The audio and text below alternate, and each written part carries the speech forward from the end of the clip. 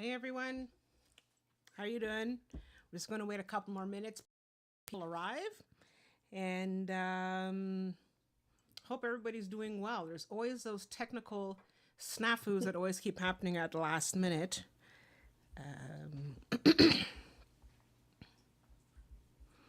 But we're going to get it going. Don't worry.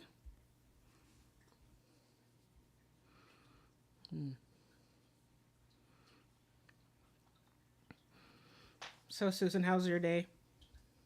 Oh, it's been pretty good. You Yeah. know, nice weather. Yeah, yeah. He said, okay.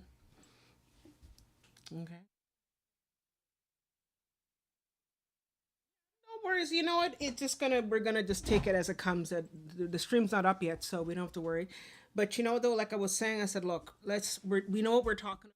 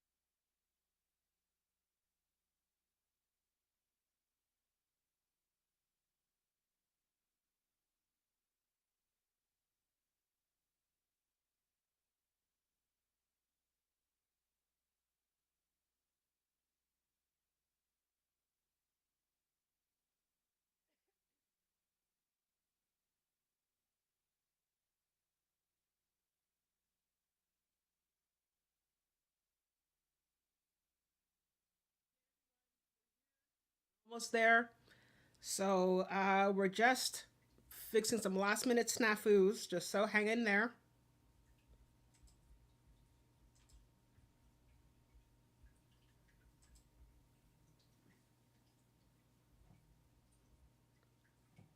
I'm looking at the interesting Egyptian art you have. Yeah, it's something that I just ordered actually, and it was just sort of like I.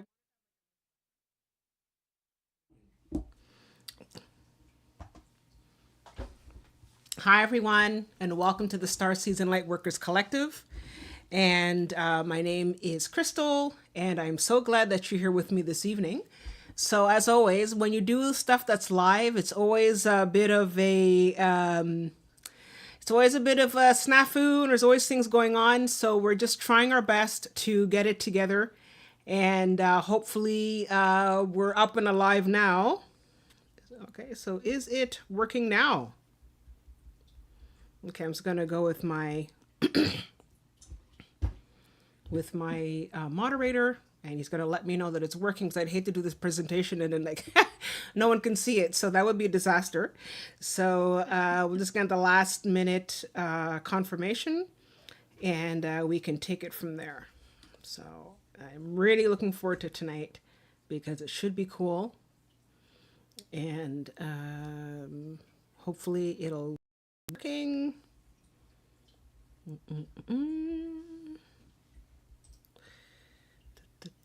Okay, so great. So I guess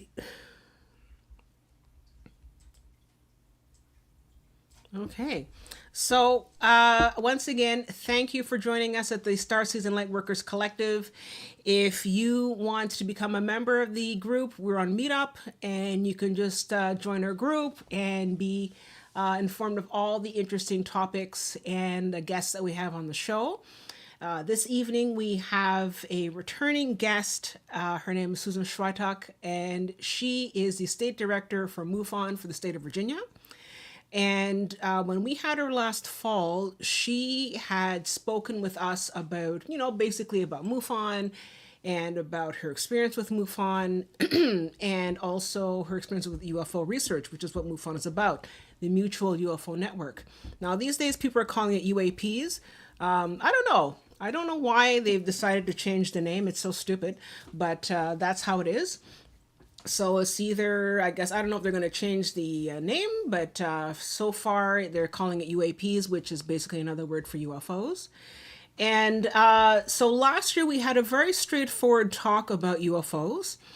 And I've kept in touch with Susan over the months, and she explained to me that while she was doing some of her research, she came across some things that I guess you would call,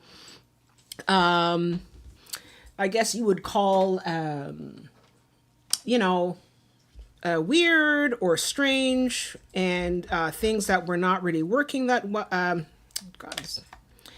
And there, how's that? Hopefully that works.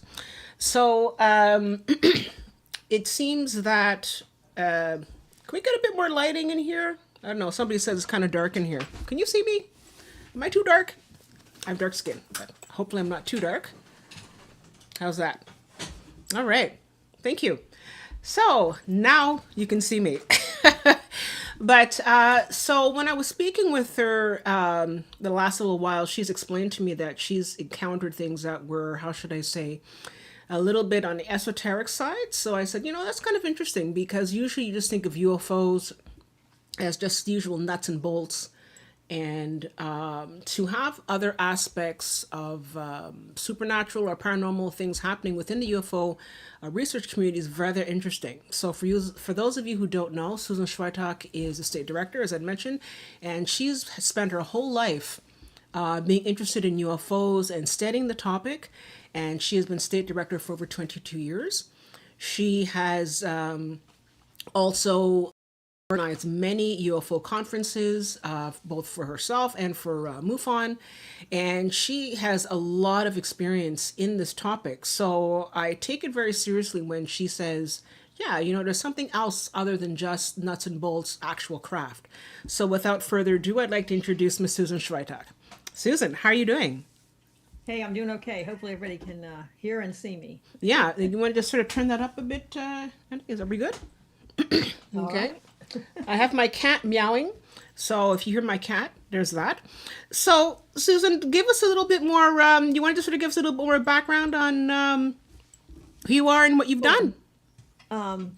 Yeah, I really was interested in UFOs from a very, very young child. As a matter of fact, one of the first cases that that I dealt with mentally was the Betty and Barney Hill case.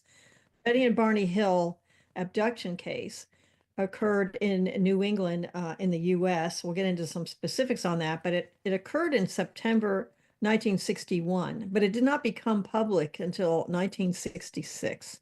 So what happened in those intervening years? Well, after the occurrence, they didn't have, they just had glimpses of memory. They didn't put it together, but they got very top of the line treatment from a neurologist and psychiatrist by the name of Dr. Benjamin Simon.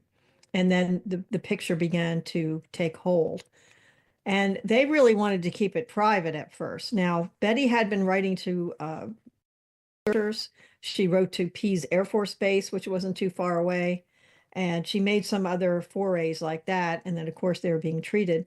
But I'll go into that later.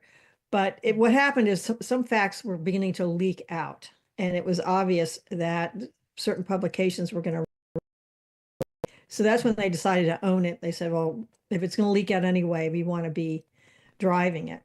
So that's when they did put together an article for Life magazine, and many other publications were also coming out with the story. So right after that. So that was it. When I heard that in 66 about a couple being picked up by a UFO and studied, I thought if they can take two, they can take more, Either this story has a ring of truth or it doesn't, and I can just put it out of my mind. But I really studied it even as a young child, and I realized has a ring of truth. So it really was a touchstone for me growing up. I'm going to touch on the basic storyline, but the odd thing was I didn't have any idea, but the whole family, Betty's family, had a lot of paranormal experiences before this event and certainly afterwards. Now, afterwards, some of the weird events you can probably chart up to what we call in the US G men, government men. men in black that were humans that were giving her a hard time. And there was quite a bit of that, quite a bit of that. That just proves the government thought that her story and her situation was very serious. But but anyway, so I was going to get into some of that because I was unaware that so much of that had gone on, and she had so much paranormal stuff going on before and after. Mentioned at the beginning, usually, excuse me, still that cold from like 3 weeks ago. So when we first met, it was basically like I'd mentioned about nuts and bolts, craft, actual physical craft. Now, when you say paranormal activity, I know what the term means, but in this particular case, especially with Barney and Betty Hill, and I think for the most part, even if you're not into UFOs, a lot of people are very familiar with Betty and Barney Hill.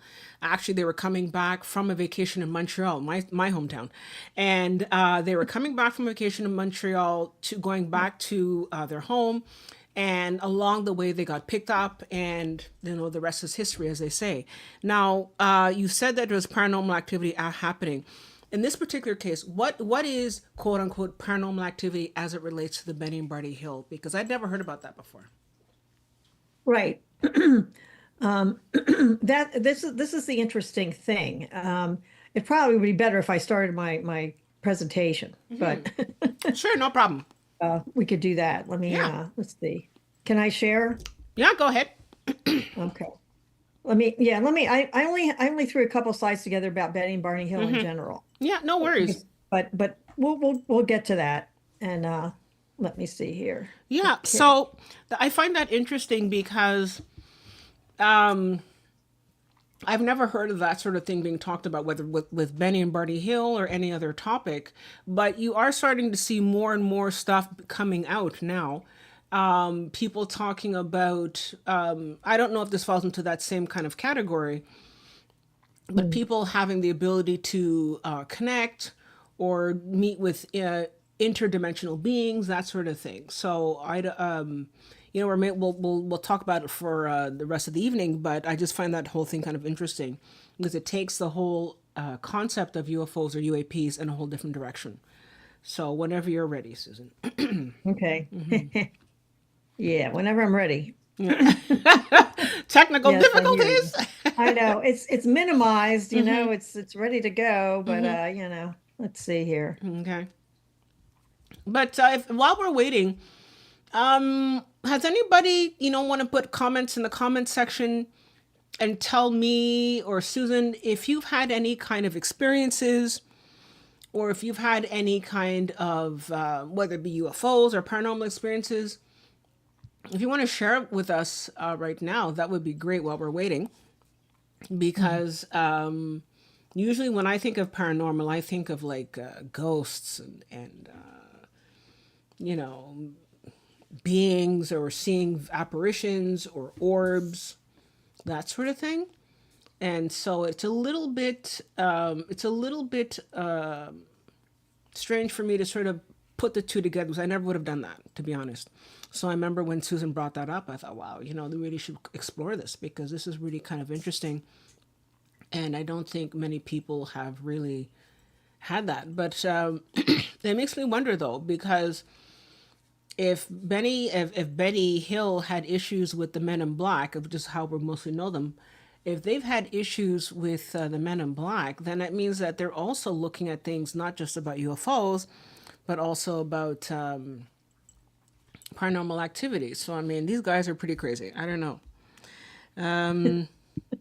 Yeah, so I have a little comment here from Ingrid who says, yes, I concur. Massive paranormal activity in my reality growing up.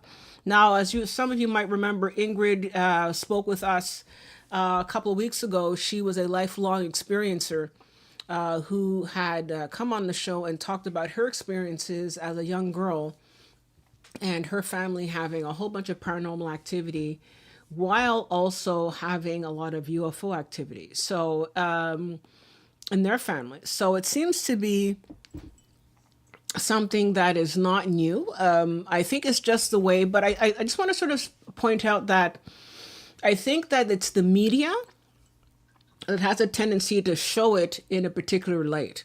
So the media has a tendency, even with the UFO movement, you know, they'll skew it in a certain way, and UFOs are just seen as like just gray aliens, and they're coming down, and they're cutting people up or dissecting them or putting probes in their bums or whatever. And well, that's what that comes down to. And sometimes people have a better, you know, more benevolent experiences. But for the most part, I feel that the media has really done an injustice to a lot of these different experiences that people have had, and I've tried to show a much more scary perspective.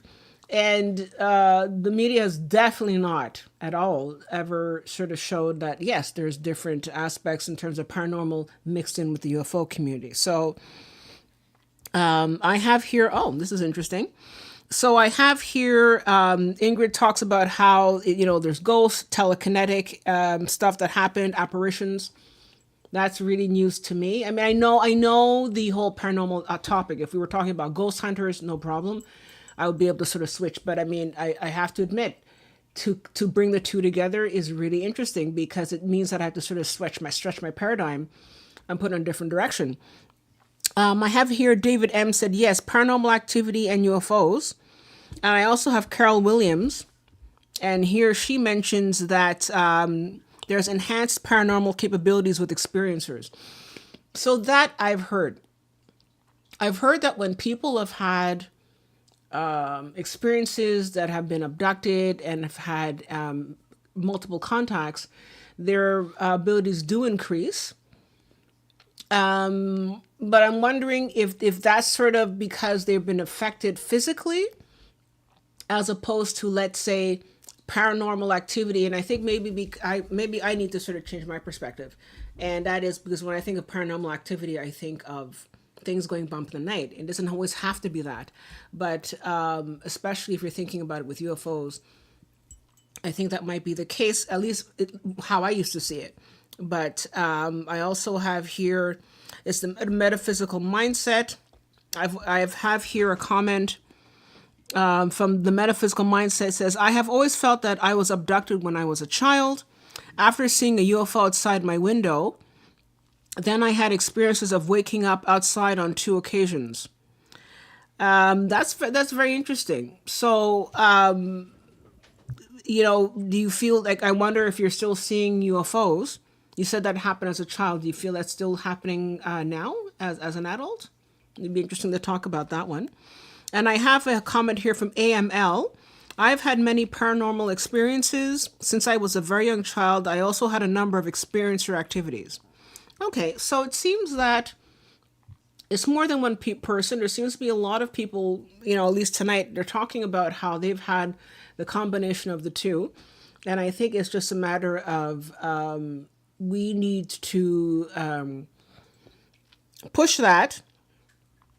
Instead of just looking at UFOs from the generic perspective, because right now, for example, when you have the presentations with like David Grush and all that going behind in front of a committee and talking about, they're always talking about how there's a threat to the United States, a threat to airspace and all that, and again. There's always sort of, you know, pushing that whole paranormal aspect out of the way. And so I find that kind of interesting here. So also the metaphysical mindset also says that, true, I'm also a medium and can shift into the Akashic records pretty easily. Well, the metaphysical mindset, that's very interesting. Maybe you should be coming on the show, because that's kind of interesting. If you can shift into the Akashic records and access them, I would love to hear from you. So please contact me if you want to come on the show. I'd love that. So how are we doing, Susan? Well, I you know, it's not really working. Okay. Well, we can just sort of continue with. Can you make sure that I can share? It's probably not you. It's probably me. You know. But. Yeah. Do you press the green button at the bottom to share? You're on Zoom. Yep. I have no idea. Okay. I mean, it's I don't know. It's not allowing me to share. This is very disturbing to me. This is very strange. Just that the I might have to, I don't mhm. know what I'm going to do. Okay. Um, Well, we can get started, and we can sort of try our best and do what we can. And I had that issue as well a yeah. couple of weeks ago. It's always the techno that always gets in the way. My Yeah, I'm not boyfriend is used to saying it's the using my husband's FBI. computer It's and the men in black that are stopping you from sharing. yeah. So, Well, um, the other idea I have, I can mhm. get set up downstairs Mhm. very quickly. Okay. So if you want to just, Mhm. spool around here, Sure. I'll I will rejoin you. How about Okay, that? no problem. Okay, let's do it. Yeah, no worries. It's just So, I don't know. There's too many settings. I'm not used to Mac world, and yeah. Okay, so should it's not being we friendly to me. Okay, So so keep talking. you wanna leave the meeting and come back in? Is that it? Um, yeah. Let me. I should leave. I Okay, should. and then Let's see. we'll wait for you to come back in. Okay, no Yeah. problem. Okay. Okay, so we'll leave you there. All right. No worries. Okay, Okay. so I'll see if my husband can fix it real quick. But I don't think he okay, can. no worries. Then I'll Um, leave. so it's always like this. There's always that sort of thing that always it's always happening at the last minute. We try our best to sort of bring everything up to speed and to do all the testing we can, and it's always something. So trust me, I understand how that goes. So I'd love to hear some more comments though. Um, Deanna Black, all my life I've had many experiences with the Galactics. Okay, so but is experiences with the Galactics considered paranormal, or is that considered more contact with higher Oh, that beings? happened. I was wondering who did that. Okay. So because the Galactics, and it's funny, Nothing. we had someone talk about the Galactics a while back, and one thing that we're starting to notice more and more is that there are a lot of people that are starting to talk about how they have been in constant contact with the same group for a long time. And what seems to be happening now more than ever is that the Galactic Federation of Light are going around, not just the Galactic Federation, but different groups as well. The Andromedans and the Syrians and the and different groups are going around and they are actually contacting people.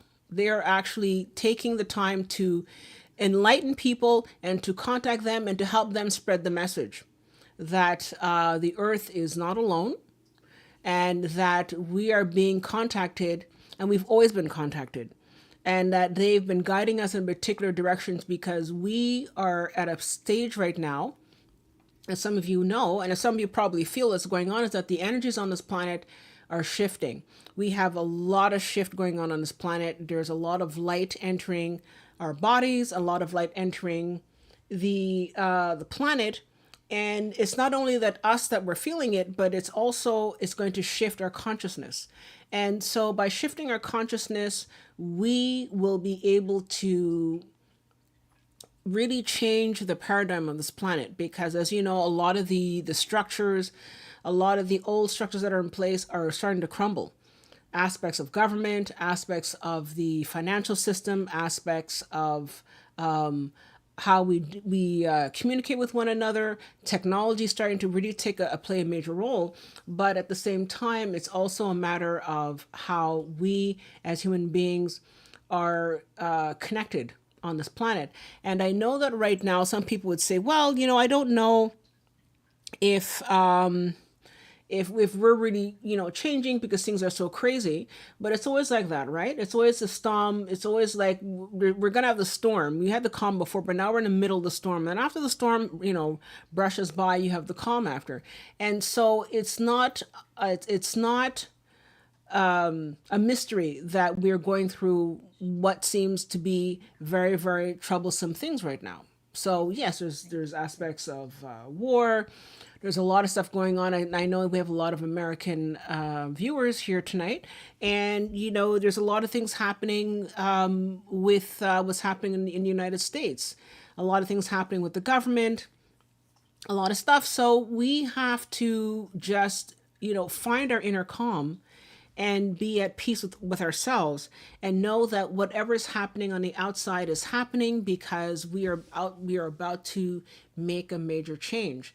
And I know that some people have been talking about, there's been a lot of talk about how, okay, the planet is splitting, and that there's going to be some people that are going to go, or some people that are not.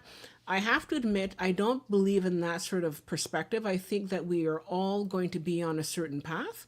I know that some of us are going to be a little bit more evolved than others. That's always going to happen. And I'm not going to take political sides here. I'm just saying that some people are going to be able to see what's happening. A lot of people are going to say, well, I see all these evil people and all these evil governments and all these evil things happening on the planet. How can we possibly be shifting? It's coming out because all that stuff has to come out. All that negativity has to come out so that it can be brought to the surface, dealt with, and be transmuted into light. So we are right now going to see that happening, and you should just sort of look at that and say, you know what? It's happening, and I'm at peace, and there's nothing to worry about. So one last comment before we go to Susan. I think Susan's got it together now with her Can you see my presentation? We can see your presentation. Do you want to make it full screen so that we can see it bigger? Yeah. So I have a comment here from Ingrid. Yes, Crystal, wholeheartedly. And David M says, we usually have paranormal activity before joining calls. Yes, we do. That's pretty yeah, we have a lot of us have that issue as well. And then the metaphysical mindset says, I love your words and wisdom. Thank you. Well, thank you so much. That's very kind of you. Thank you. And oh yeah, Ingrid says it's also referred to as psi abilities or psionics. Okay, great. So I think that we're ready to go.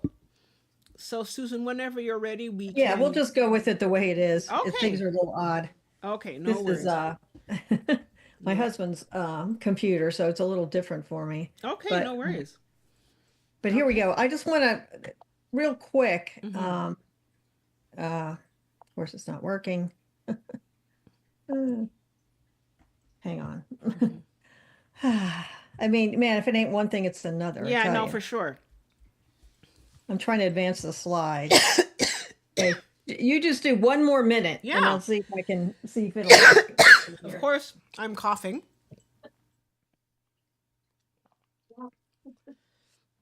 If somebody has a cure for this consistent cough, I'd be welcome to have you on the show. And so,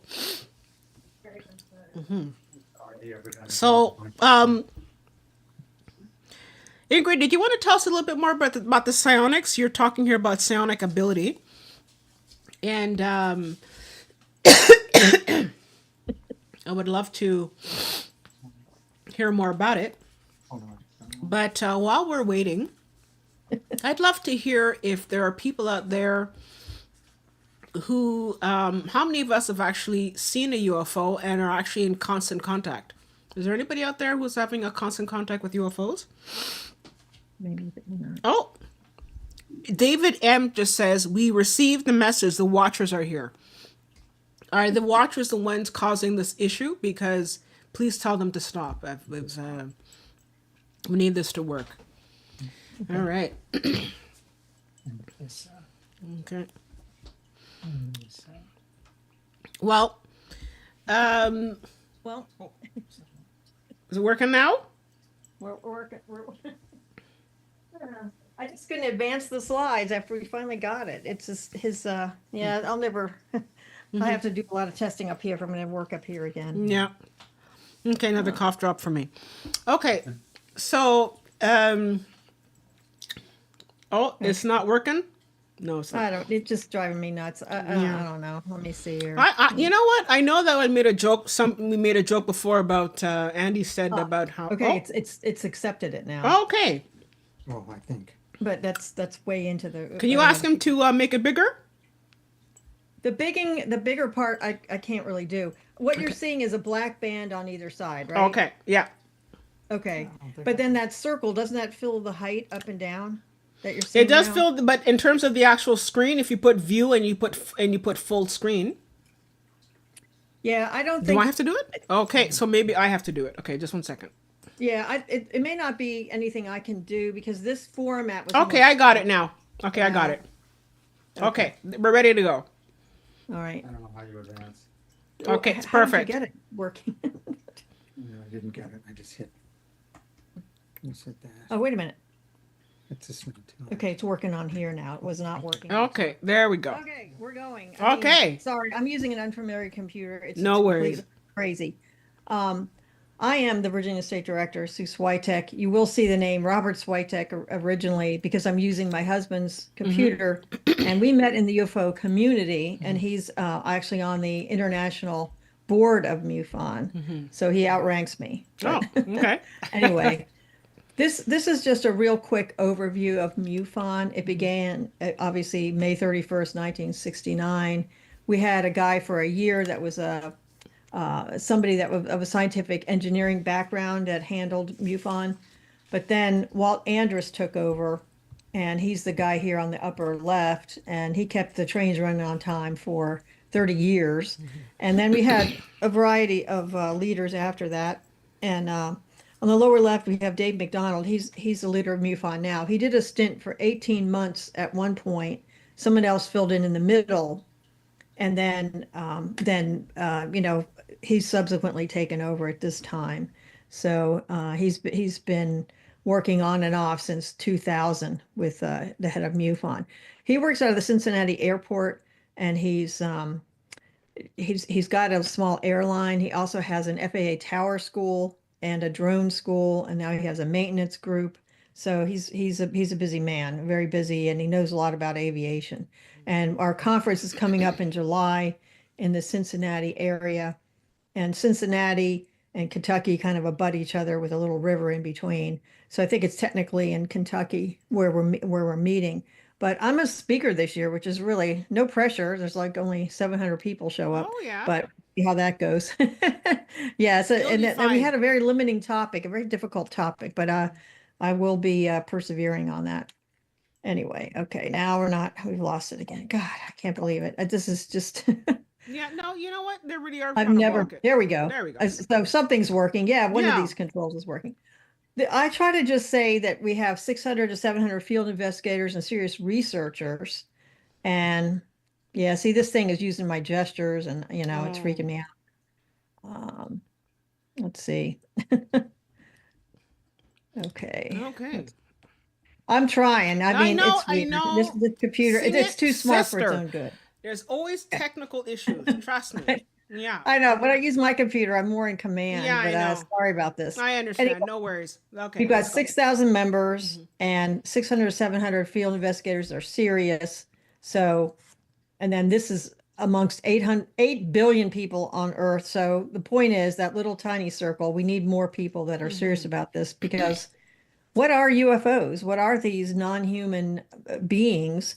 They may be extraterrestrials, or some might be extraterrestrials. Others might be interdimensionals. It's very, very difficult to evaluate, but we're dealing with it. So MUFON is currently the oldest and largest organization, the scientific study of UFOs for the benefit of humanity. MUFON.com has a lot of information there. And if you go to MUFONsymposium.com, that has the lineup for the speakers. I doubt many of your people online today are going to there, but I'm just putting that out there. It's in July. All the information is on there. Okay. And Well, you can send me that information. We can put it Okay. in the comments below once we're finished Okay. with the video. Okay. all right. So this is our case management system. This is how it looked a few years ago. It's a little more crowded now on the cover. But the point is, this is where we manage the cases. People have an ability to report a UFO and fill out as much information as they want, or make it really simple. And then an investigator contacts them, and we go from there. So that's what sets us apart. There's every time you turn around, there's another UFO UAP organization. But this really sets us apart. I think we have something like 15,000 cases that have actually been, at least a witness has been debriefed and worked with. So that's what we hold as something that we do that sets us apart. So, all right. MUFON, 50 years, ended in 2019. And Roger Marsh is a guy that worked for MUFON that did a lot of work. And he set up a template for this thing and tried to work it, but he didn't, bring the project in on time. So my husband, Rob Swiatek, took it over. So Rob and I did a lot of editing. I did a lot of writing and some artwork for it. And there's an image on almost every page. It's fun reading. So if you just go to Amazon and go MUFON 50 years, it's in there. Okay, great. Okay. This is a little bit of a little divergent from our topic tonight, but since it just happened with all this craziness going up there in New Jersey, I was asking her, "Hey, have you seen anything?" And she said, "Well, not recently, but I saw something last fall." This is me talking to her in like November of 24. And I said, "Really?" She said, "I might have snapped a picture, but I don't know." I said, "How do you not know you took a picture of a UFO?" But she has this land. It's like 17 acres. It was a farm at one point she has eggs. She didn't have any eggs. That was a plan, but she never resolved it. She had pigs and she had horses and but whatever. It just kind of, her husband was thinking bacon with the pigs and she was thinking they were pets and giving him Oreo cookies, so it just didn't work out as a farm. But anyway, the 17 acres, she sold like, I think about 9 acres to a gun club up there. And God. because, yeah, I know. Oh, these I poor guess pigs. in New Jersey, you can't actually have a gun. I think you have to park your gun at the gun club. And, Okay. I don't know. They have plenty of land. There's a lot of deer up there, and there's probably too many deer. They got to cull them down. But Okay. anyway, so I think she's got about 6 acres, 6 or 7 acres left. But it doesn't matter because it's still all open space. It looks the same. I mean, she can utilize it as much as she did before. But she does have a big dog. And she did have a husband. They're divorced. So she's alone, just to bring that up. And she has like an 80-pound dog. And she goes out to walk him. And she does have fenced in areas where the horses were. But the dog is very strong. It's 80 pounds and it pushes its way through the fence. So the fence can keep horses in, but there's holes enough for the dog to get out. So she always has the dog on a leash. So she's going out there and she was recovering from some surgery. So she was a little bit reluctant to spend a lot of time out there. Plus it was very cold that night. Anyway, she goes out there and she's walking this way and something causes her head. She says, something caused me to, like a magnet, made me look. And she saw and took a picture of this. Oh. Now, this is hard to figure out what's going on because it's just a cell phone picture. The foreground is kind of lit up. And she has floodlights out there. She says it is so pitch black, you can't see anything unless they have the floodlights on. And then at the time, there was a tree line. I believe, actually, I think this was, she told me about this in November, but this event happened earlier in the fall to the point where there were still leaves on the tree. So maybe it was like early October or something. But this was a boomerang shape that was lit up throughout the whole shape of the thing. And it was just kind of moving in little nervous movements going up, down, right, left, like trying to get in just the right position. That's how she described it. So this is what she saw. And then here's a little close-up of it. It's, it only got so much, in a very dark environment, it only captured so much, and you can only get so much out of so many pixels, but it's very interesting. And I will tell you this is a cousin that's like a sister to me. She's 9 months younger than me. And even though we lived in Colorado and that she lived in New Jersey, we would spend every summer together, and I know her very well. And she worked in an environment with car rentals where she used what they call a thin client, like a computer that only had like 4 modes, 4 things it could do. In other words, she's never had a PC. She doesn't have a tablet. I can tell you unequivocally that she doesn't know how to edit photos on her cell phone. And this is just an amazing thing. She's also she's very close to an Air Force base. What is it up there? Anyway, she's in a no-fly zone is the point. So she really shouldn't be seeing anything. So this is really kind of interesting. So I'm looking at that. And the only thing paranormal on that one is just that she was walking this way and felt that something that made her head turn. You know, she feels it was very odd. And she's not really one to make up a story like that. It's just very strange. Okay. Anyway, so moving right along, that's sort of topical New Jersey, all the drones going on. But this book, this is book 1, and book 2 looks the same, except it says book 2. But Berthold Schwartz is a neurologist and a psychiatrist. Unfortunately, he just passed away, I think really recently, like maybe 2 years ago. And he was down in Florida near the end of his life. But he wrote quite a bit about the psychiatric and psychic aspects of the UFO syndrome. If you've done a lot of reading and paranormal in general, you will find that there have been these doctors and psychiatrists that have tried to look at the human mind, and they feel like if you're a percipient to some of these things, it has an external stimuli, but it has to have a joining with the person that's seeing it, and there has to be a marriage there. In other words, some people think, as far as ghosts or any kind of paranormal experience, that it's worth looking at the percipient, the person that perceived it. And the same thing with UFOs. I don't know if it holds any water. I don't know. But there seems to be these patterns that are out there. I'm going to just jump into the Betty and Barney Hill case. Okay. The Betty and Barney Hill case, ironically, in the book I just showed you, Berthold Schwartz, he wrote quite a bit about his work with Betty Hill. And I never knew until I read his book that there had been so much going on with the Hill family. Okay. Betty Hill's family had all kinds of paranormal patterns that are not related to UFOs prior to their sighting, and then things continued afterwards. But this is where it probably wasn't as built up back then, but this is the Indian Head Resort, and this was the last place they were before weird things started happening.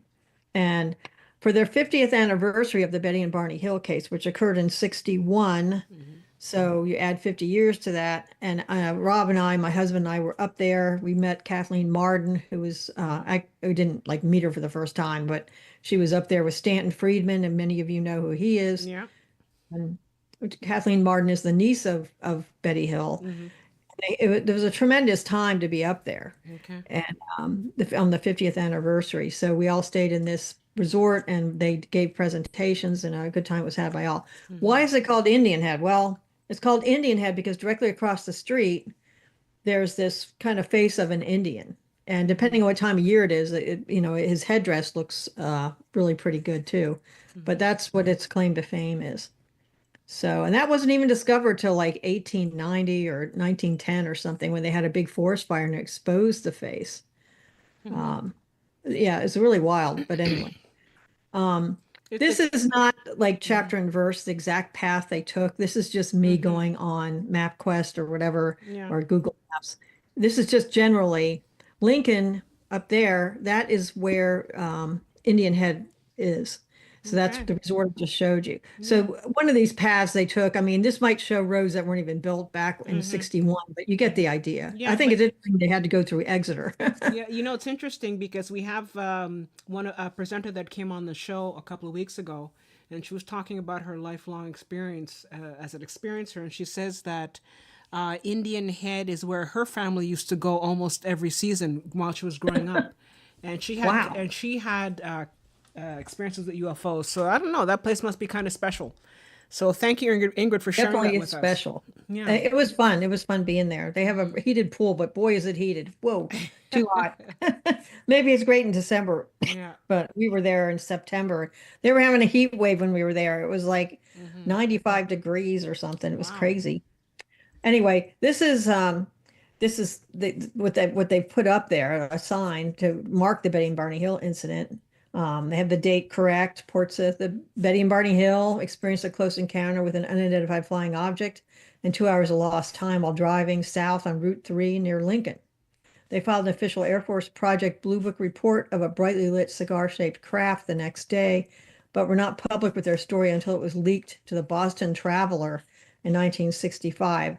And that's what I told you. That's when they decided they heard rumors that they were going to release this story, hell or high water. So that's why they cooperated with was it Life or Look magazine? We The even have Life the magazine, magazine no? around here. But yeah, back in the day, Yeah. 1966.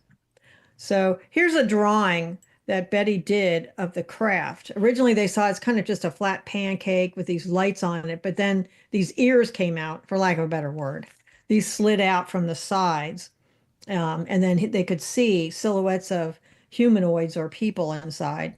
Of course, they were driving along. This is kind of how it seemed. They got out of their car, and then Barney actually had binoculars, and he walked towards it. They had a little dog named Delcy that was petrified and went under the seat.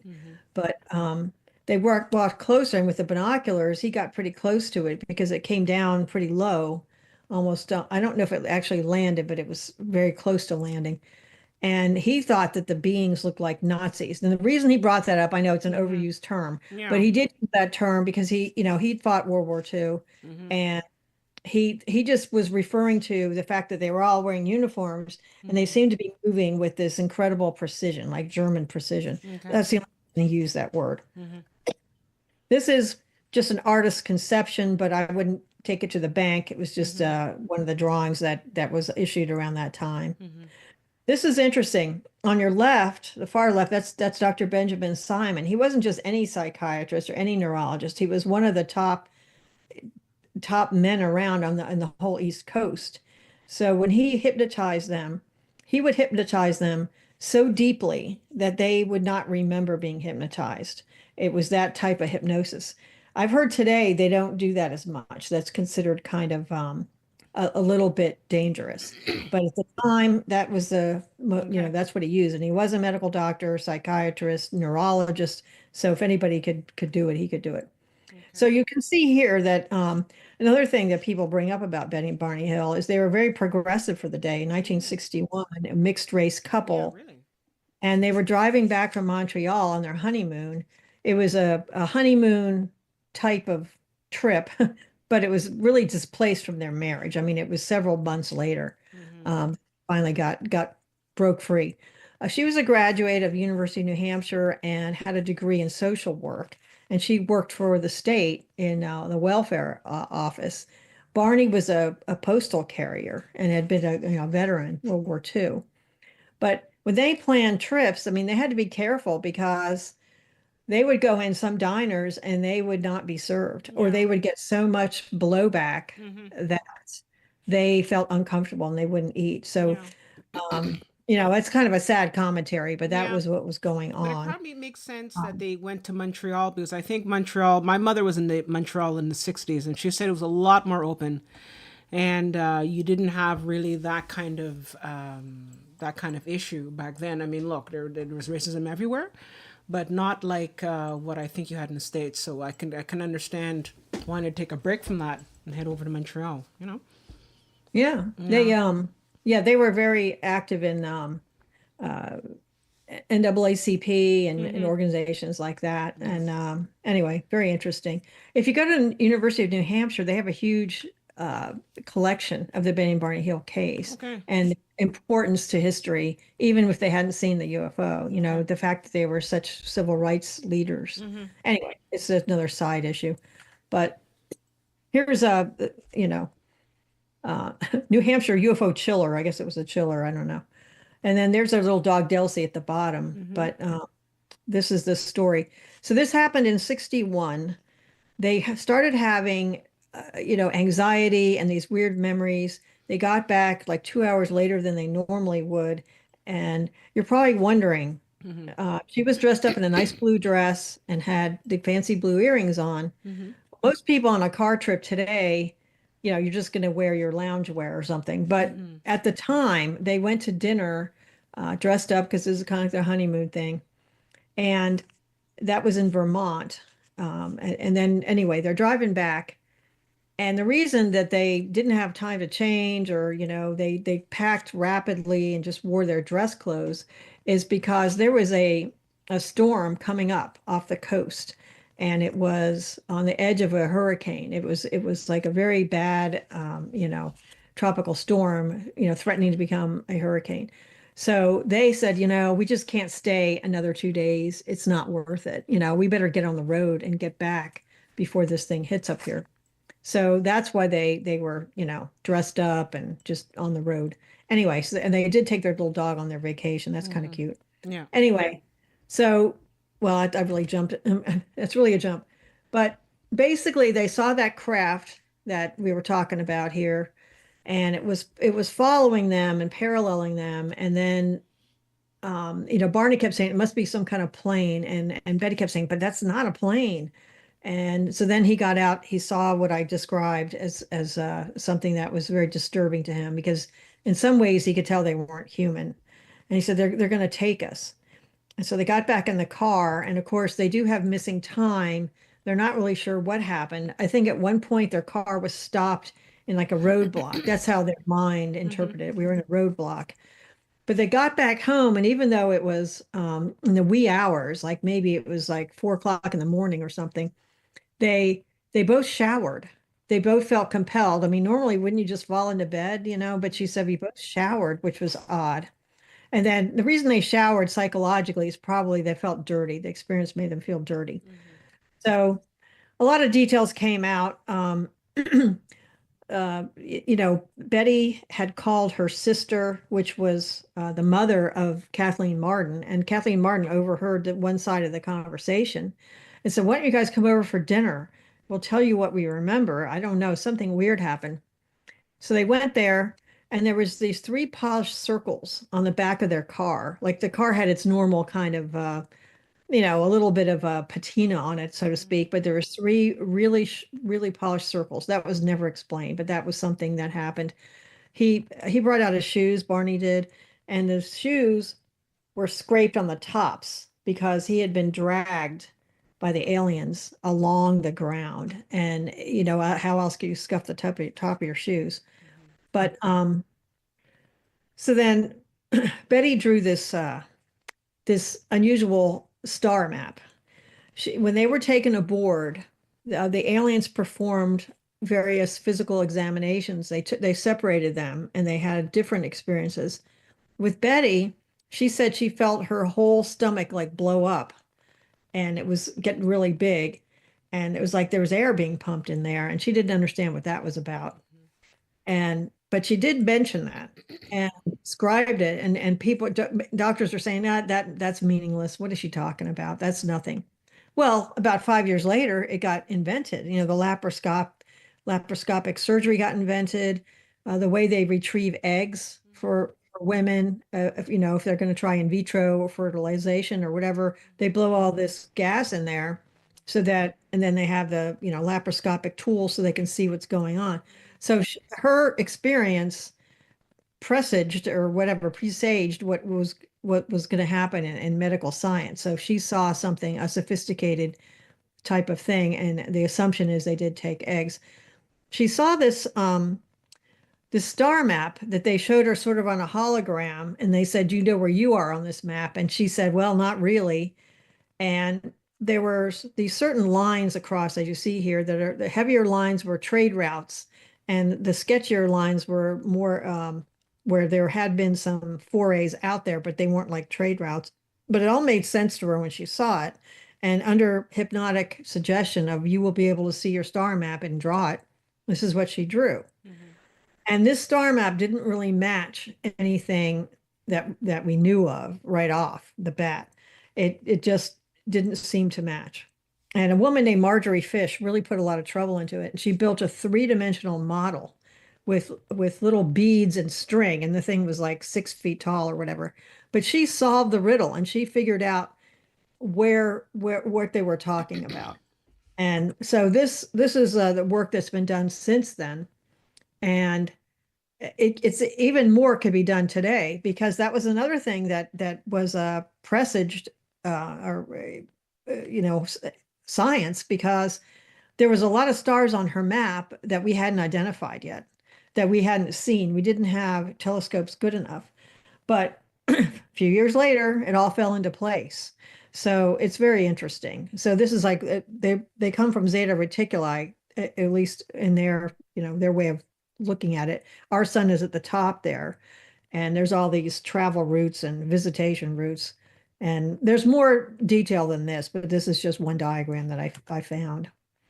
But one thing I want to say is somebody found an Air Force manual in this introductory space science was the name of the course.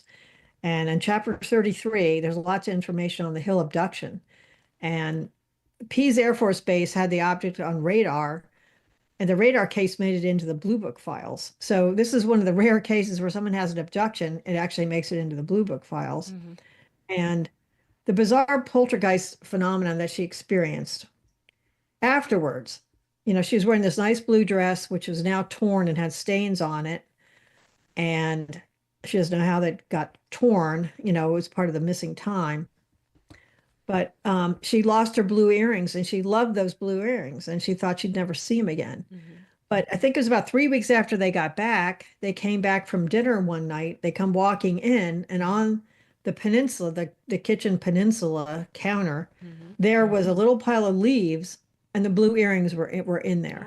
Okay, wow, So that's really bizarre. It's that's either bizarre, because it's one thing to turn around and say, well, maybe she misplaced it, and then I was more expecting you to say, okay, well, she finally emptied out her suitcase, and then poof, they sort of roll out. Because we've all been down that road, right, where we go on a holiday, and then we move stuff, we find things, and we just find it in a bag or shoes.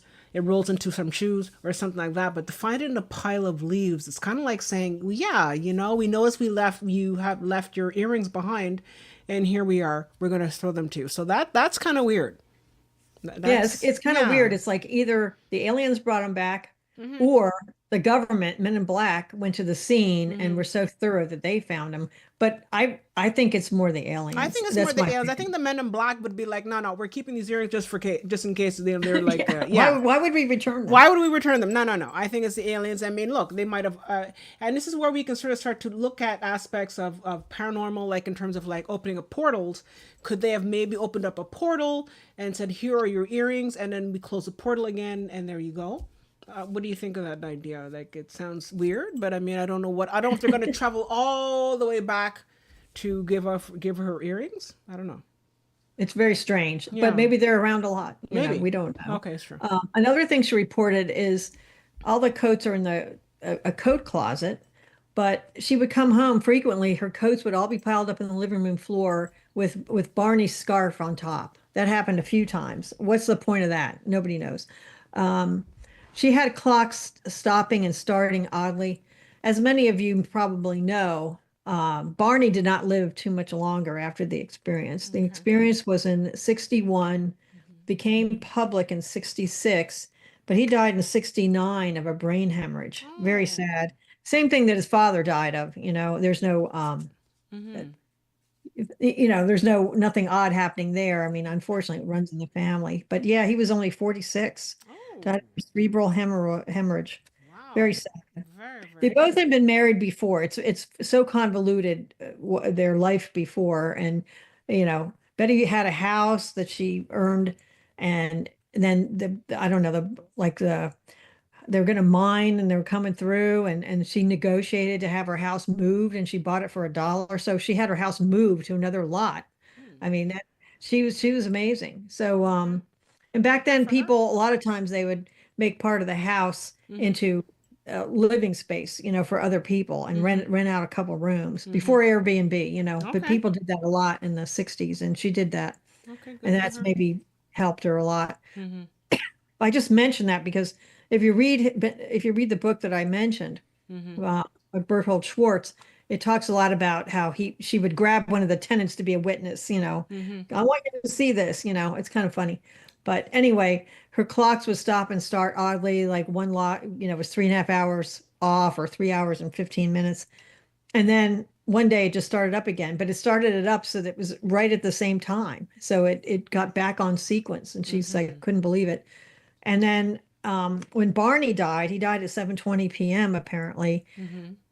A week later, a clock stopped at exactly 7:20. And she left it that way because she thought, wow, I'm going to leave it that way. Yeah. And then later on, it started up. And same thing, starts up at 7:20. So it got back to reality, I guess. But Can I Go just ahead. sort of ask, just sort of quickly sort of jump in here? You were saying how in her family there was a lot of paranormal activity, and we can start to go into that. But was this before she met Barney? Did Barney also have his own experiences with the paranormal? I'm just wondering I if that don't was think ever. Barney had any paranormal experiences. Okay. These things I'm talking about are after the event. Okay. All these things here, but believe Okay. me, the family had a lot of weird things Okay. before the event, which I will go into. Okay. But anyway, she would come home and the water to the house would be shut off, and somebody turned it off. Somebody got in there. And sometimes the water would be flooding the house. She'd come home and the spigots are open all the way with the stopper in the sink and it's overflowing. That happened a few times. And the appliances were frequently on the blink. They would stop working. She'd call a repairman. The repairman would come and it's working, but much more than an ordinary person. Okay. And at one point she had her niece and nephew. They were married. I mean, her niece and the niece's husband, they were married, and they said, "Can we stay with you? We'll stay in the basement, in that basement apartment, and watch the house because you're gone all the time." Because she worked full time as a As a social social worker, worker, yeah. and then she'd shop and and you need somebody watching the house because the neighbors were reporting all these oddball things that people were coming in the house. They seemed to have keys. Just Okay. oddball things were going on Well, all the time. it's funny because I'm listening to you talk and you have this stuff going on here, like, for example, water flooding the house and things. And I was just sort of thinking to myself, I said, I don't know if I should sort of jump in here, but how do we not know that this is the men in black coming in and trying to scare her away or trying to scare her out of the house? I understand that there could be paranormal activity, but I don't know if it's just me, but it sounds like somebody's trying to scare her away.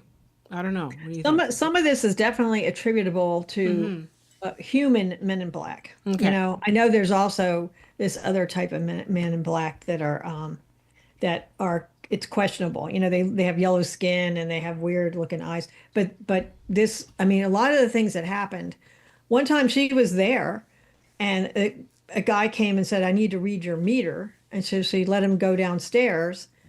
And another guy hit the door and said, "I need to read your meter." And so she figured the first guy was in training and couldn't do it or something. She let another guy. But then when the third one came and said, "I need to read your Oh meter," no, all the come on. same day, within an hour, she said, "No, no, No. something weird's going on. No, you're not coming in." No. And she got those other two guys out of her house.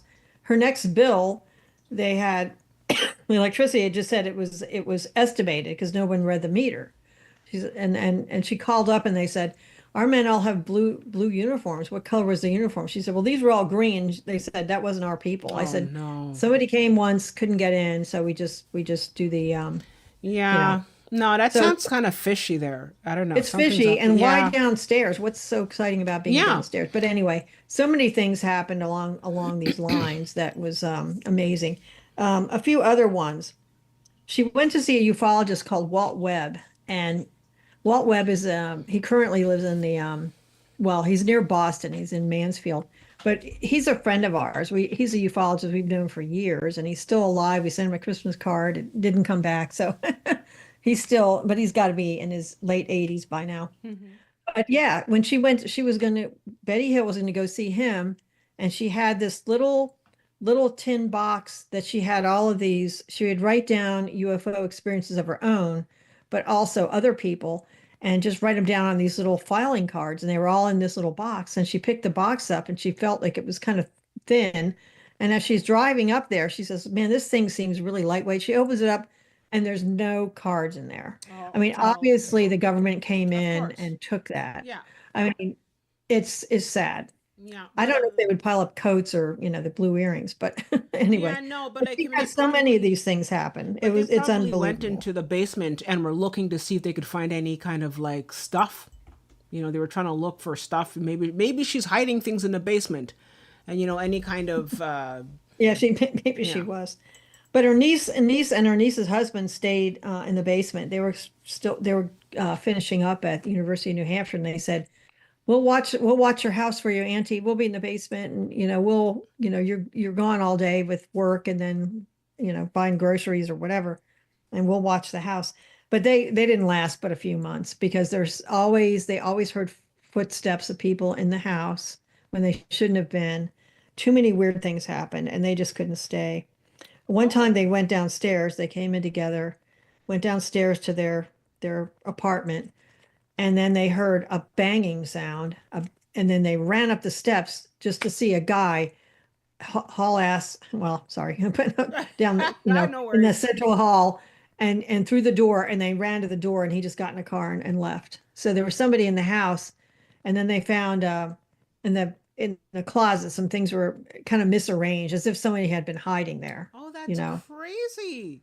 I know, What's and going that's not on? something you want to experience. So they didn't last No. very long because they're like, we can't help what's in the house here. Oh my They God. also had the phone would act up, and there'd be a lot of calls where there's nobody on the other end. And I know that happens to a lot of people, Yeah. but they actually chronicled how that went. And like in 1 week there were 53, which seems high.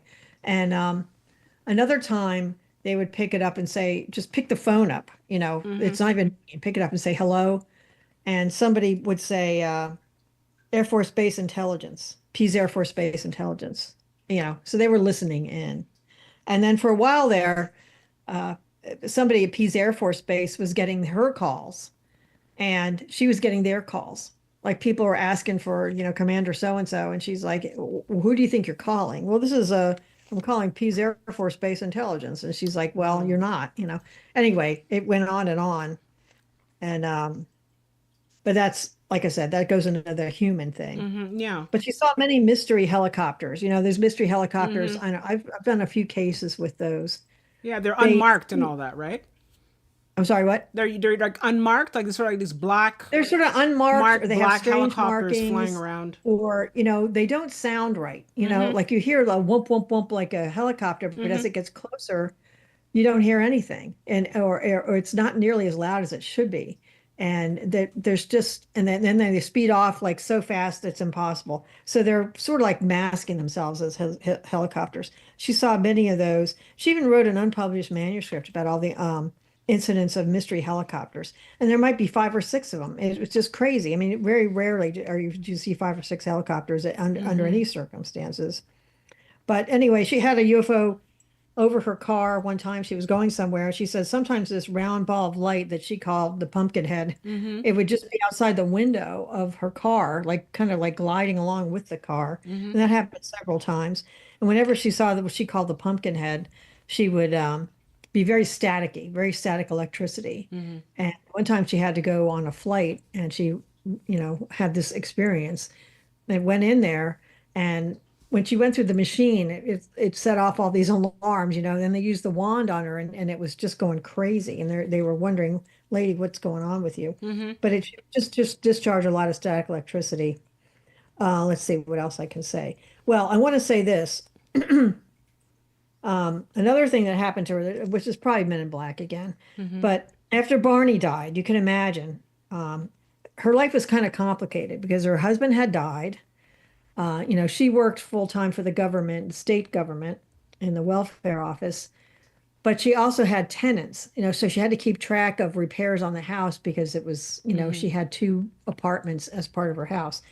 So she had all this stuff going on. So it was time for taxes. So she just had a grocery bag that she was just throwing stuff in there, the paperwork in there to take to the accountant. Mm-hmm. Well, she gathered all that stuff up, and then the next day she came in. She was going to go through it and maybe organize it a little better.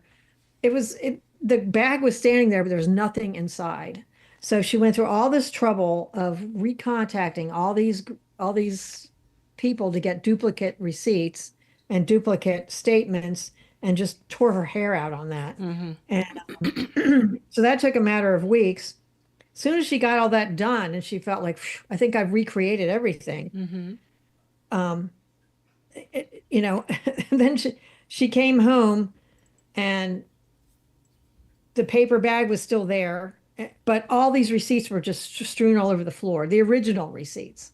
So Yeah, somebody had that's brought a them form back. of torture. That's a bit of a It's just crazy. Yeah. that's a bit of a So, mental torture, but that's definitely the Men in Black trying to drive her right. nuts. The neighbor You said he know. looked out the window and he saw 2 men that appeared to have keys go in the house. That And, is you know, insane. and that's that very day. So I don't know. Yeah, It's just really sad. it's very sad. But getting to like Betty before she had Mm-hmm. all these events, I just Mm-hmm. want to touch on that. Sure. She had prophetic dreams. Like she would, two of her teenage friends Mm-hmm. died in car crashes. It was really sad. Mm-hmm. One she was a pedestrian, the girl was. But both cases, she said, "I see that you're be very careful. I see you in this accident. It's a particular intersection. It's very important, But he died just the way she saw it, Okay. just the way she saw it, and very sad. And it was Mm-hmm. very graphic. She saw blood in a certain shape, and it was exact with Mm-hmm. teeth, human teeth Oh, right on the road. It was horrible. awful. And the same thing with her friend, a girlfriend of hers. That was a guy, and she said the same thing. And Mm-hmm. it was really sad. It was her 16th birthday, and her parents sent her out to get a quart of milk just to get her out of the house so they could get all the kids in there to celebrate her 16th Mm-hmm. birthday Mm-hmm. surprise. And she got hit by a car Oh getting a God. quart of milk. Very sad, very sad. But she saw all this in her mind's eye and Mm-hmm. tried to warn him, but it didn't work. Yeah. So, Right. but just on that note, though, because up to now we've talked about how the men in black obviously were doing their best to try and drive her nuts, to drive her crazy.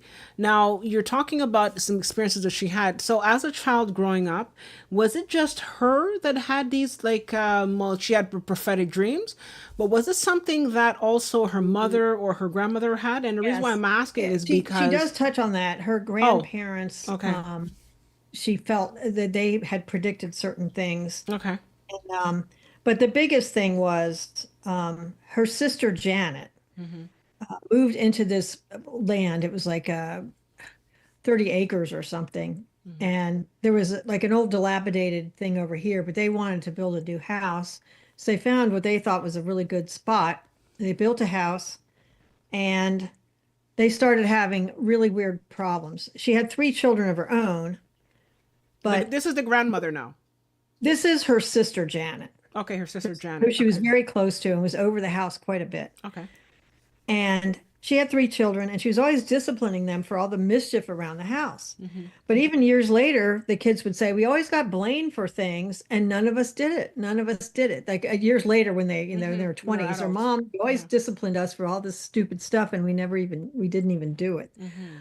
So, so that was part of the problem. So it came to pass, and it really just became accepted. And they did, after a while, that they had a ghost named Hannah, and the ghost was a little 5-year-old girl. And they brought a psychic in eventually, and the psychic said, "In this house, this little girl had lived, but she didn't. What happened? She just had such a tragic life. She lived in a house with her parents, but there was a big fire."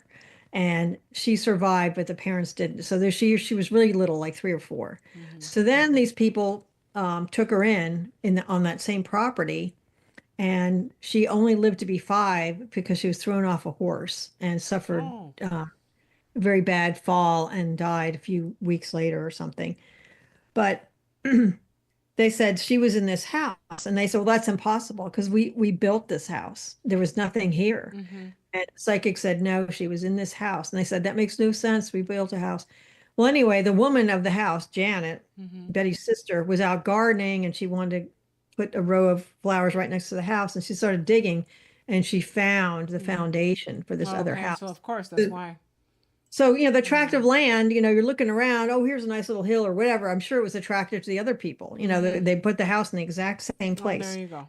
So, but this little girl, Hannah, she just got people just accepted it, and she was always with someone. So what it was is somebody was going on vacation. They'd say, "Make sure that you take care of Hannah. I don't want her showing up on my vacation. You got to take care of her." So it was just a weird thing where they would say, "You have to take Hannah," and they would actually like open the door to the car and go, "Hannah, you have to come with me because Janice going to do whatever." So, I mean, so there's many, many illustrations of that. One of them was this woman, Janet, her husband's name was Donald, but the scoutmaster came around for the scout, he was in Boy Scouts and he helped. He came around to deliver a message to Donald. Donald, whatever about scouting. And Janet opened the door, and Hannah was having like a meltdown, and she was sobbing and crying, "Mommy, mommy," and making all this noise. Mm-hmm. And he said, "Wow, what's that? Because I didn't think you had any young children here. They're all older now." Mm-hmm. And she tried to just kind of play it off, but it kept going on and on. "Well, do you have a neighbor's kid? What's going on in there?" And so finally, exasperated, Janet just said, "Oh, that's just the ghost, Hannah the ghost." And of course, the guy was like, "What?" And they ran out. Mm-hmm. But but anyway, yeah, Hannah caused all kinds of trouble. Somebody got a new job once, and they were nervous because Janet was on vacation. So who knows where Hannah is? And this woman went to her new job. It was her second day at work, and all these file cabinets started opening on their own. And the boss was like, "What the hell? This has never happened before." Mm-hmm. And then later she's like, "Hannah, stop that. You can't be in here. This is where I work." But this happened over and over. And I don't know why they didn't get it. But this Try to is get weird though. So usually, I mean, correct me if I'm wrong, and if anybody in the comments wants to correct me, but usually, from what I understand, ghosts have to stay put where they've passed away. I didn't know that they could up and move around and Yeah, and go cause from house issues. to house. Like another story, she said, Betty and Janet, they were very close, and good Mm-hmm. close sisters. They went to visit other family in Ohio, and they wondered what was going on with Hannah because nobody really addressed what was going to go on with Hannah this time. Mm-hmm. But after a couple days, she made herself known that she'd found them in Ohio and started causing problems there. Okay, Um, but that's but very strange that the ghost was able to really displace herself. I didn't know that was possible, but I didn't know that was possible either. yeah, I mean, this is a really weird tale. that is a But weird tale. Jenna was able to find the information about Mm-hmm. what the psychic has said, that it was true, that she Okay. was found some old, about 100 years previously, Mm-hmm. some articles about it. And she even found Hannah's grave on the property ultimately. Okay. So that's a good thing. But Mm-hmm. yeah, she's going to other states. She was really attached to those people, apparently. Mm-hmm. But it was very strange. But And was so Betty was exposed to this sort of thing? Like did Betty ever have issues with the paranormal as well in that sense? Like with this ghost? well, yeah, she had Hannah would visit her Mm-hmm. many times. Mm-hmm. When Janet was indisposed, she was or on vacation, she would end up with having to deal with Hannah. Mm-hmm. Another thing from just left field, she said, I'm sure she keeps a much neater house than I do, but she was having this male friend come over, and this is probably after Barney was gone, but I mean he was just a friend, maybe just talking about UFOs or whatever. But she saw this small beige piece of plastic on the floor, just a random thing, and she threw it away. And she threw it away 4 or 5 times, and it kept appearing on the carpet. Mm-hmm. So she finally got her tenant from upstairs and said, "I want you to watch me throw this away and put the lid back on the kitchen trash can." And her friend, her tenant said, "Okay." She did that. But lo and behold, when her visitor came, this guy, Jim, she was talking about it, and I put it in the trash. And then, they're on the couch and she's relaxing. She kicks her shoes off. And then he's getting ready to leave. She's like, "Oh, let me lead her to the door." And she looks in her shoe, and there it is. The thing is in her shoe. And she said it was no more than 3 feet away from me. How could that thing have poured it into my shoe? I mean, like, it makes no sense. So the man took it. He said, she said, "If you want to take this thing, this haunted piece of beige plastic, take it with you." But anyway, so she's had these weird experiences that are not easily explained. And I don't know. There's a lot more of little Mm-hmm. incidents that Mm-hmm. are in that book. Okay. And so I bring So that to your attention. yeah, so actually I wanted to also get to some of the things because I know that you've talked about how, I mean, it's very interesting what we're talking about with Barney and Betty Hill.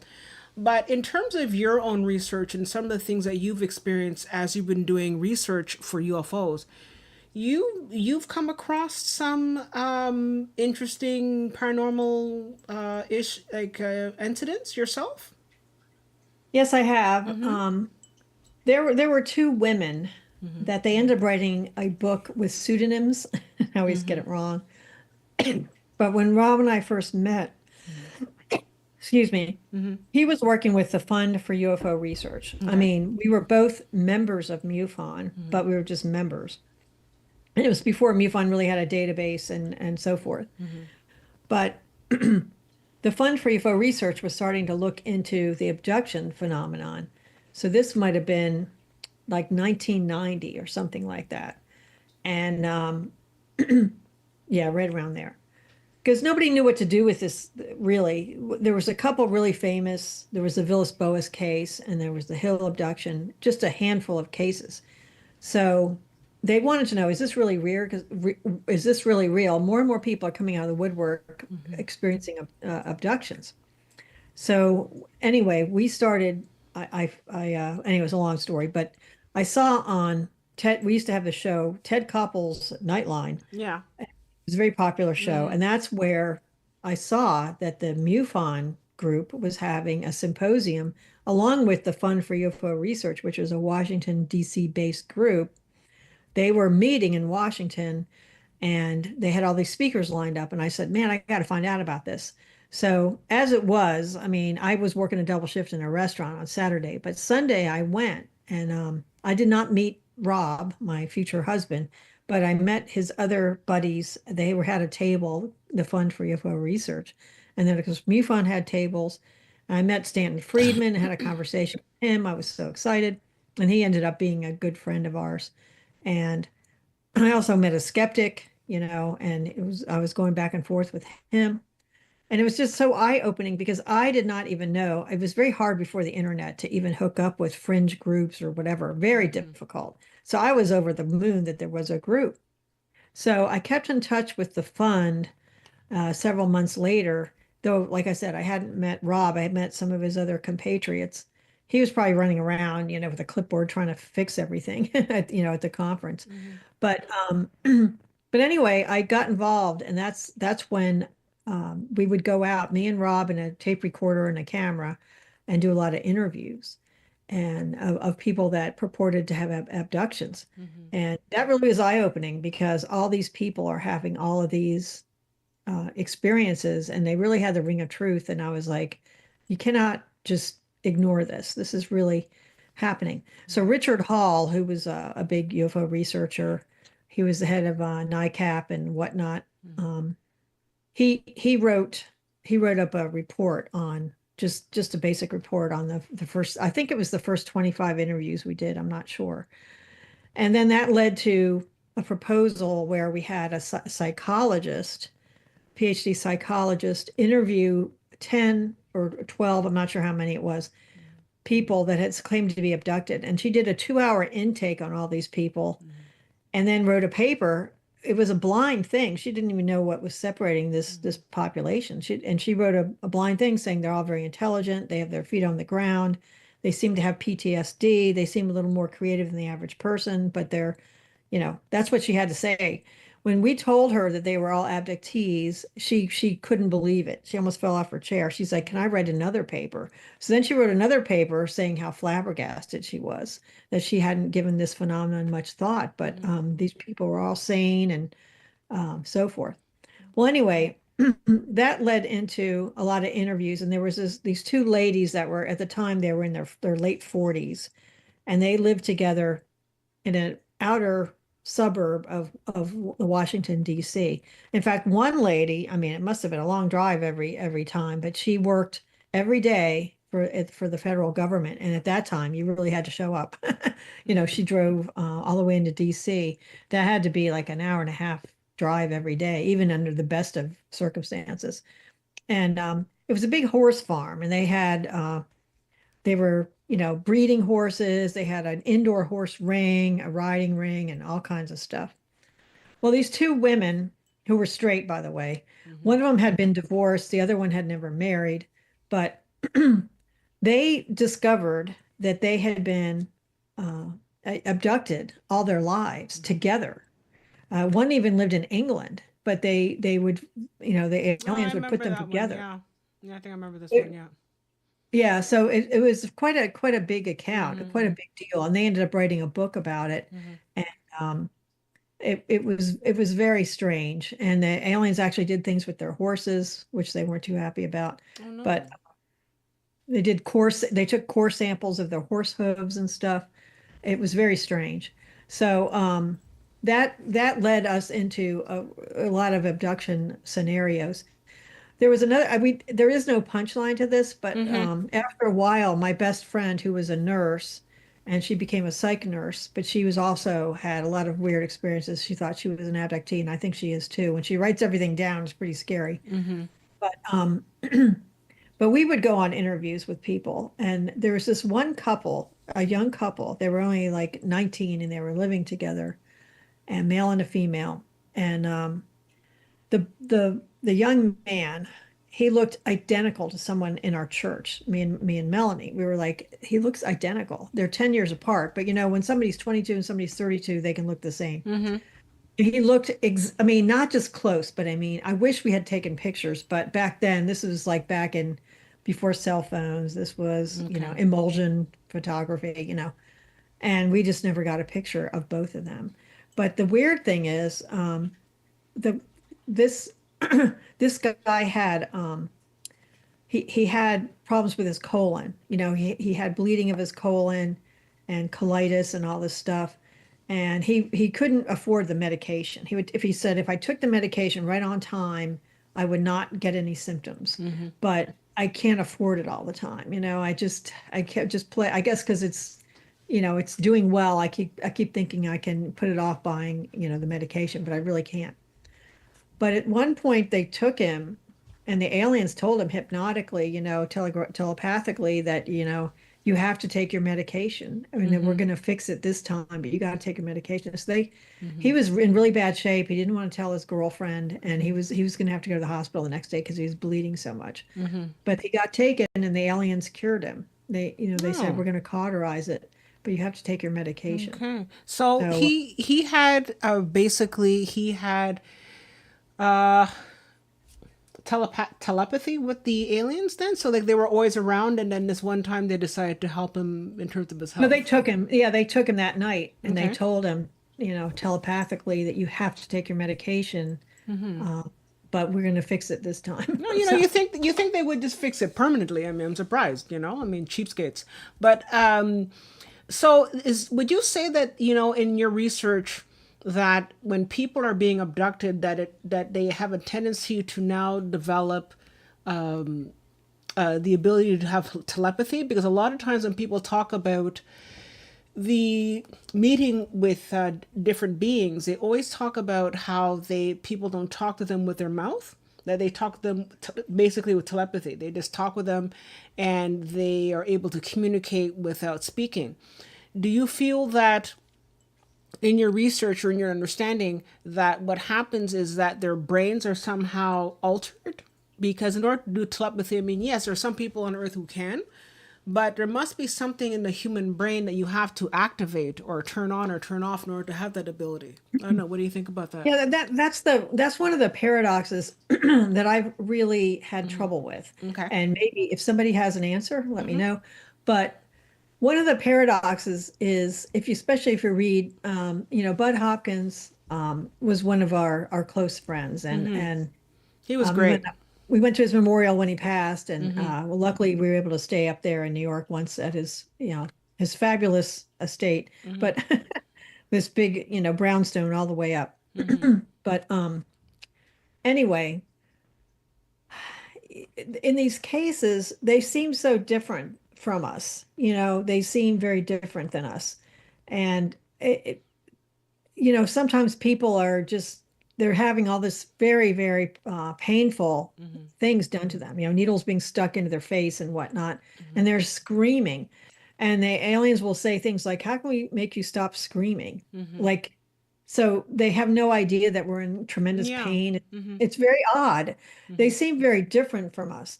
And But the same and thing when happened we with Betty, right? When she was having this needle put in her belly, she was screaming, if I understand the story yeah. correctly. And the entity put his hand over her eyes, and the pain stopped. I think if what I remembered from the Right, story. or head or on their forehead. Or on her A lot of forehead. Yeah. times, yeah, either one. That happens a lot. But like, why would they be confused that we're in extreme pain? Like, don't they know? Yeah. And another case, somebody was really tired of being abducted. They're being abducted a lot. So they taped this note to their leg that said, stop taking me. What do you want? Communicate with me in a meaningful way. And when they got abducted, they came back and they're like, oh, it's missing. They're looking at the note. They're trying to. But instead, they got abducted 3 days later, and they were told they have to replace something that they removed, and they just taped it back to their leg. That was, you know, I mean, It's just that's like, what I mean. They forget seem so it. different from us. I know it's not funny, but it's just sort of like, okay, no, tape it back to your leg. Oh my God, that's Yeah, crazy. just put it back. Bring the blue earrings back. Put the thing taped back. But That's awful. it's just weird. So the Yeah. paradox for me is they seem so dissimilar. Like Bud Hopkins used to always say, because he was an artist, he has things he still has things in a lot of museums and whatnot. And he said they don't seem to have a capacity for art. They seem very curious about that because they just don't have a capacity for the most part. There's a few accounts where there's music playing. It's very rare. But so they don't know about art. They're so different than us. Yeah. But yet, But I mean, the understanding is, and I mean, the understanding is that they look. I mean, I know you know the work of David M. Jacobs. I think Yes, for those David of Jacobs. us who are familiar with that, is that they are trying to. The reason why they're abducting people is because they're trying to get back some of the humanity that they lost because they became so technologically advanced.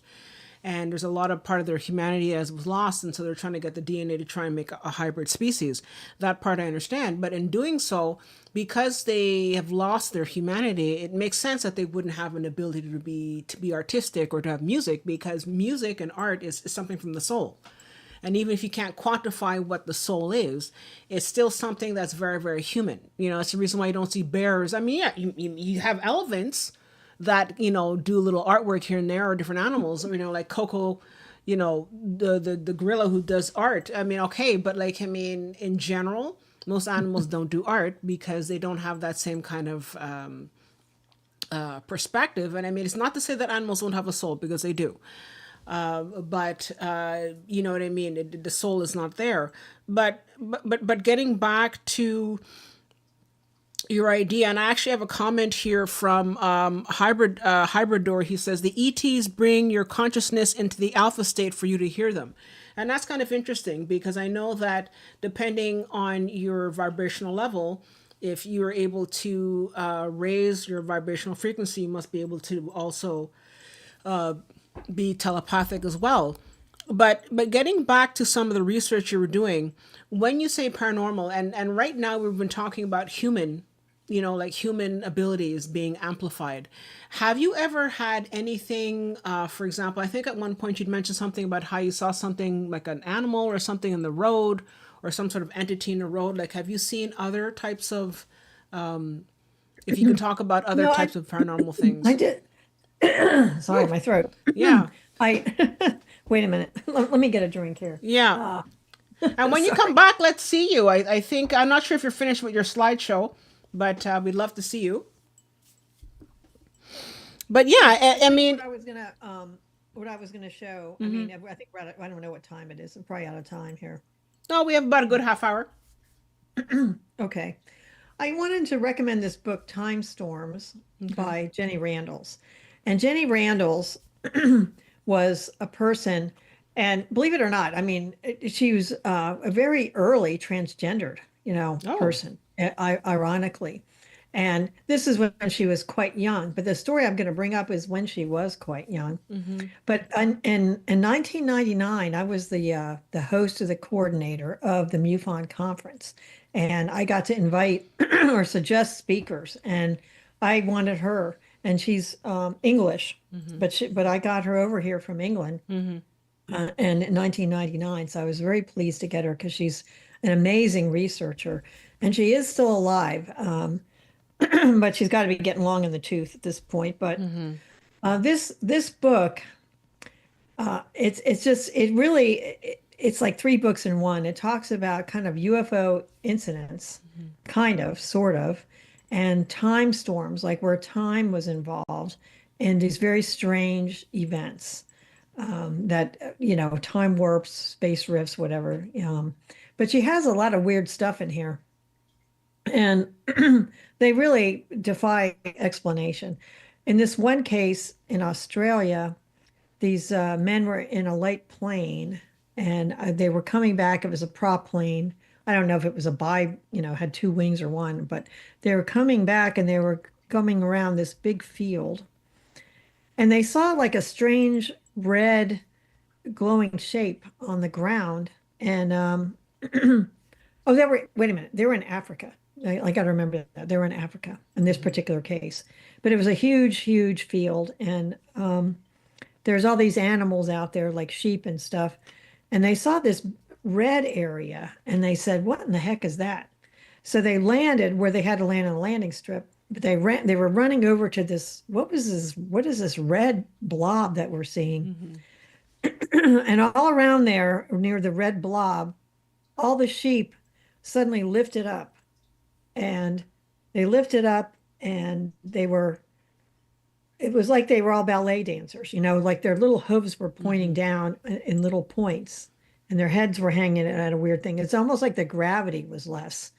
And the guy was very, very freaked out by that. And then when he took off, he found that his plane was just going up, up, up, up, up, much higher than he wanted to go. And he was very nervous, but he finally got it under control. But it's almost like this red area, and the Africans had a name for it and involved the word red in their language. But they had experienced this before, but it really doesn't fit in the category. And I found another case where somewhere else in the world, I think it was the Australian case, where same thing with the sheep sort of levitated and they were like balancing on their tippy toes in some weird way. So nobody knows what that's about. But she has a lot of random things in here that are quite amazing. And she also has a whole bunch of synchronicities that just defy the imagination. So I was going to tell one of these bizarre synchronicities. It's just storytelling because there's really no images. But when Jenny Randles was young, she was probably only like 20 or early 20s. She'd already had her transition operation and she was already Jenny Randles. But anyway, she was at a radio station talking about paranormal or weird things, every Friday night or whatever it was. And she would do a little promo of what she was going to talk about it the week before. So she came in Friday afternoon to do the promo for next week. So she did this little recording. And this one guy in the station, he really wasn't too keen on her show. Sorry. Eventually I will clear my You have a frog in there. But while you're doing that, I also wanted to just address some people in the chat have said that that's the story. I think Ingrid was saying they are not all of us from the future and the Zetas are not biological. And we also have Hybridor who says there are about 7 different Zeta types visiting Earth. Most are benevolent. Some are manufactured by the Black Ops, so don't lump them all together. Well, guys, I didn't want to lump everybody all together. That's not what I was trying to do, so I hope I didn't sort of give that wrong impression. What I was trying to say is that there are groups. You're right. There are more than, one group. But there are groups that are coming to this planet and that are definitely based on some of the research that other people have done, David M. Jacobs in particular, about how certain groups have come to this planet, obviously the malevolent ones, who are taking DNA and trying to create a hybrid species. So I'm not saying they're for us from the future, but rather there are different groups that are coming in and taking DNA, because it's not the first time, as you know, that groups have taken DNA, right? So I just wanted to sort of clarify that. So I didn't want to offend anybody. I just wanted to just clarify what was going on. Sorry, I Susan, totally did you agree want to that there's different continue? groups with different requirements and different purposes. That's what I think. But Sorry, can you say that again? I think there's different groups with different purposes and different plans. Yeah, But I exactly. still say that paradox where they seem so different from us, but yet they can telepathically communicate is kind of mind-boggling. Yeah, I don't have an answer for it. But exactly. but Jenny Randles talks about this incredible coincidence. She does the promo for her show the next week, and she was going to talk about synchronicities. And Um, and this one boss at the station who was nervous about her show anyway and just didn't like all this weird stuff. He said, "What is a synchronicity? I've never heard that word. You're going to talk about a word that nobody even knows what it means. Is there any other word you could use?" She said, "Well, that's the word people use. It's a synchronicity. It's a meaningful coincidence, but I'd rather use the word synchronicity." So she had a little fight with that guy, but she just said, I'm using synchronicity. Mm-hmm. Well, that was the promo, but she was still nervous about the show because she knew she was on thin ice with this one director at the station. And anyway, but at the same time this was all going on, there was a unfortunate happening in that part of England, in the city there. There were these two boys on bicycles, and they had just they were normal, nice boys that didn't cause any trouble. They were like maybe 10 and 12. But for some reason, they rode right on the tracks, right in the path of a train, and were killed. Oh. And this was very disturbing to the whole area. And the cops were trying to figure it out because they they just felt like these were nice boys. What's going on? Then a rumor got started that they were little gay lovers, and that went God. around. And the parents were very Wow. distraught by that rumor. Okay. And it was just really a devastating time. And the police were trying to figure out more about it. Like, why did this happen? It just seems unlikely. They're used to riding bikes up there all the time. They know better than to do this. Well, at the time of that this was happening, somebody called into her show and said, the police are trying to figure out what's going on. And in Britain, they call a meteor or whatever, they call that a skyfall. So what happened was between that Friday where she'd made the announcement about synchronicity next week, the police, meaning the police as in the rock band, put out an album called Synchronicity. And there was a song called Skyfall on there. Ooh. It's like the whole thing came together. She was in the soundproof booth with the glass, and the police had come in talking to the radio station about this case, and they wanted to get the public's help or something.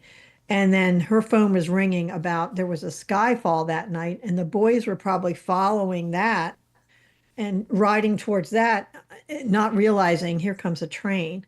So, and the time seems like it fixed up. So it's just amazing. Like, at first, the director of the radio station is saying nobody knows what synchronicity is.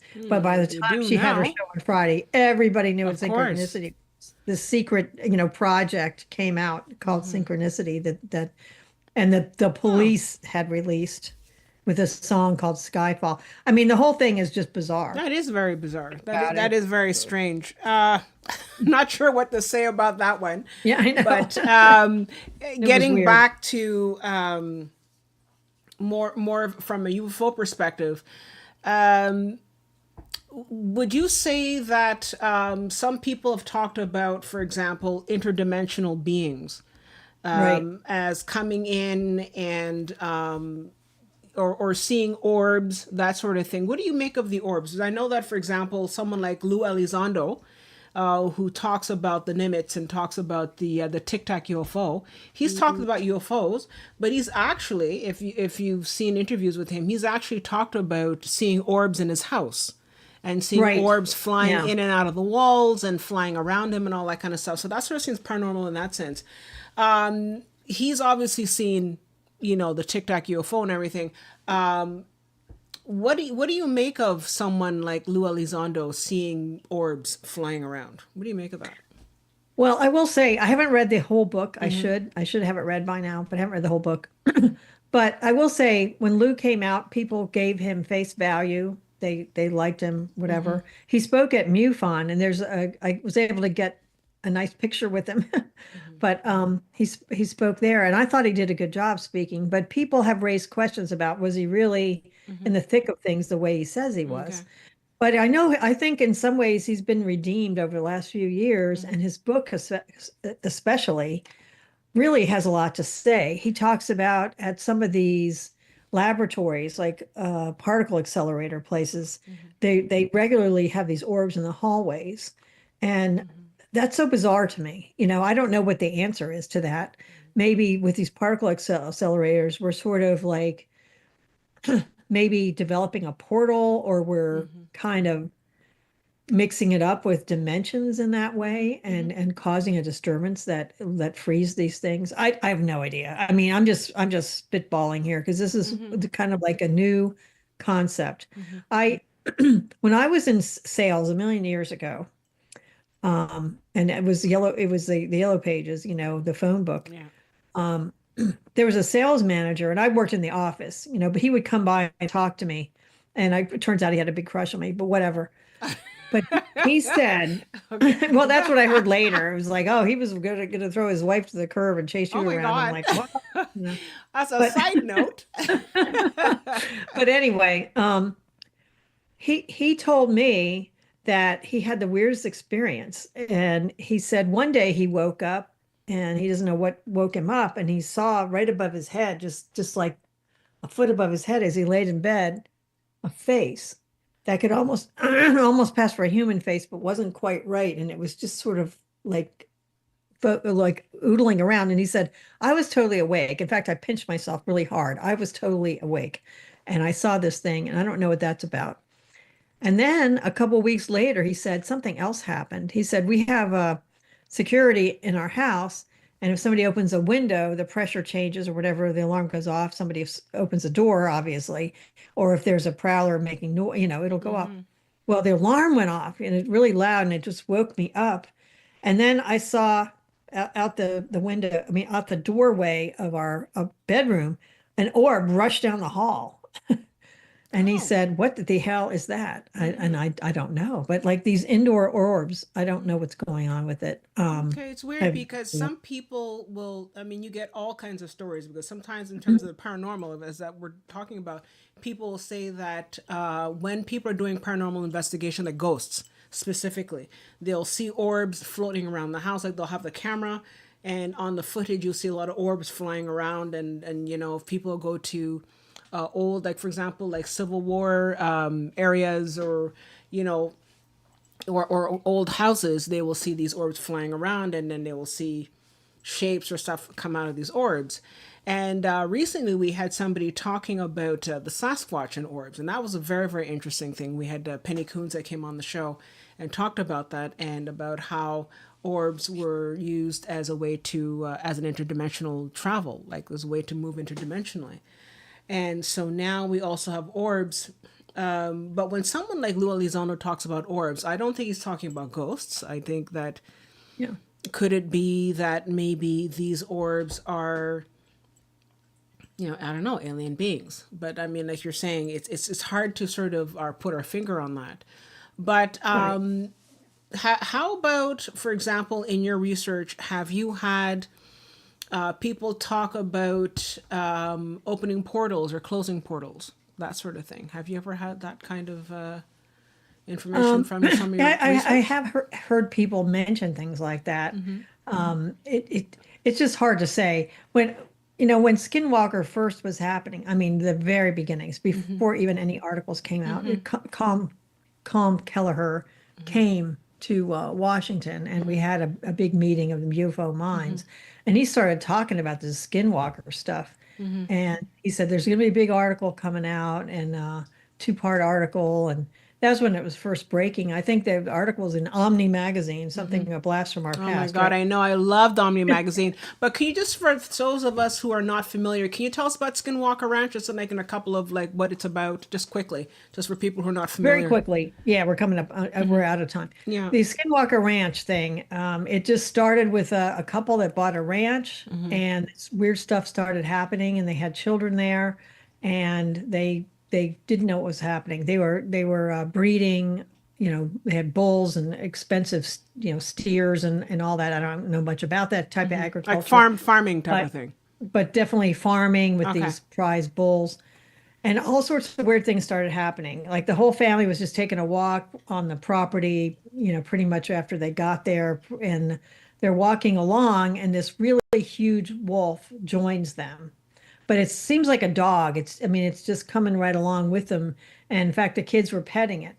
And its fur seemed very dry. But other than that, it was just a very large wolf. And they kind of walked along and kind of canvassed around their property and came back. And as they came back, the wolf was still with them. And they had a little pen near the house that had a calf in there. And it was just a young calf. And maybe there were more than one calf, but this is the story. Well, all of a sudden, this docile wolf just goes there and between the split rails of the fence, puts its head in there and grabs a hold of the calf and starts trying to pull it through the fence. And they're like, oh my God. So the man ran in the house.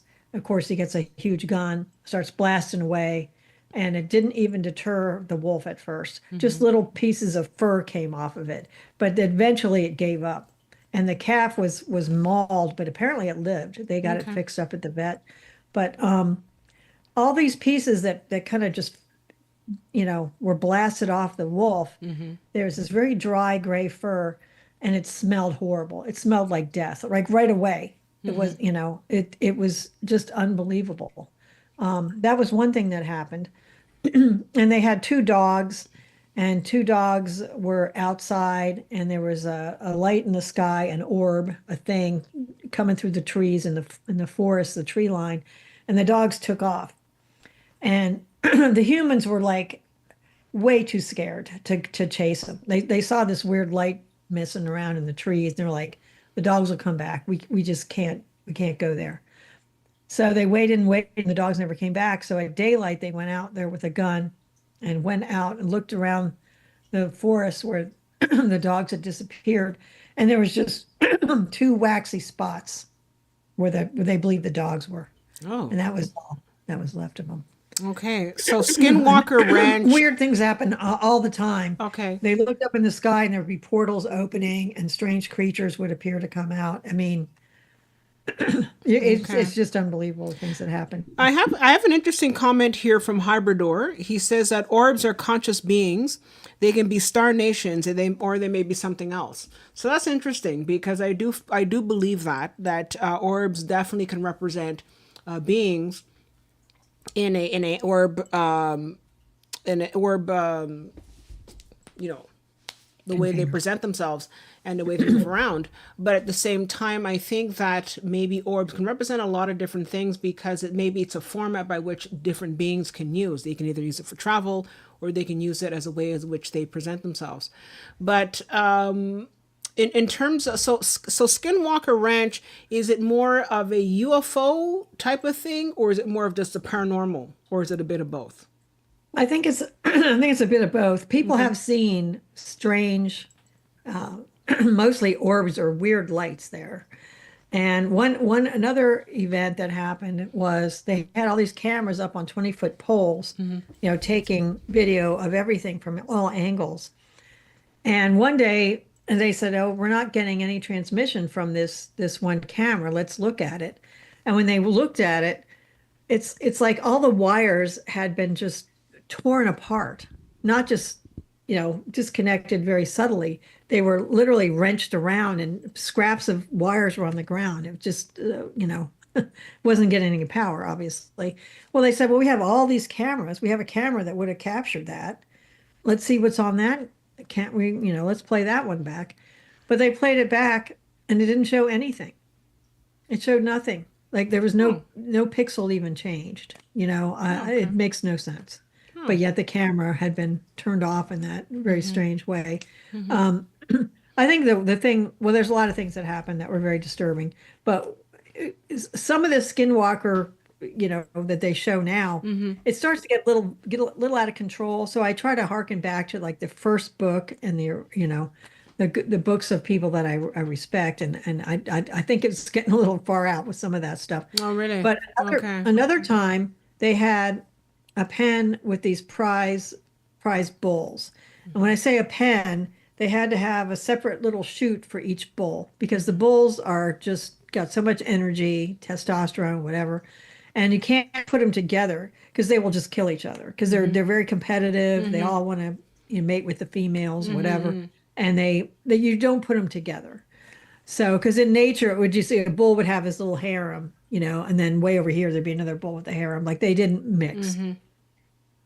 Well, one day they looked into the area where they had all these bulls separated, and there was not a single bull.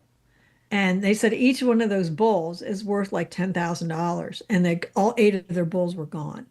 And it's like unbelievable. Like and they said, and bulls are very hard to control. Like who in the Mm-hmm. world could have done that? They went to town to buy things, but they were only gone like 3 hours. In 3 hours, how could somebody move these bulls? That's very dangerous. Mm-hmm. How in the world did they transport them? This Yeah. is crazy. Mm-hmm. Well, and they were just scratching their heads like, this is devastating. I mean, we can't afford this. This is devastating. Mm-hmm. And then they started hearing like all this hideous noise.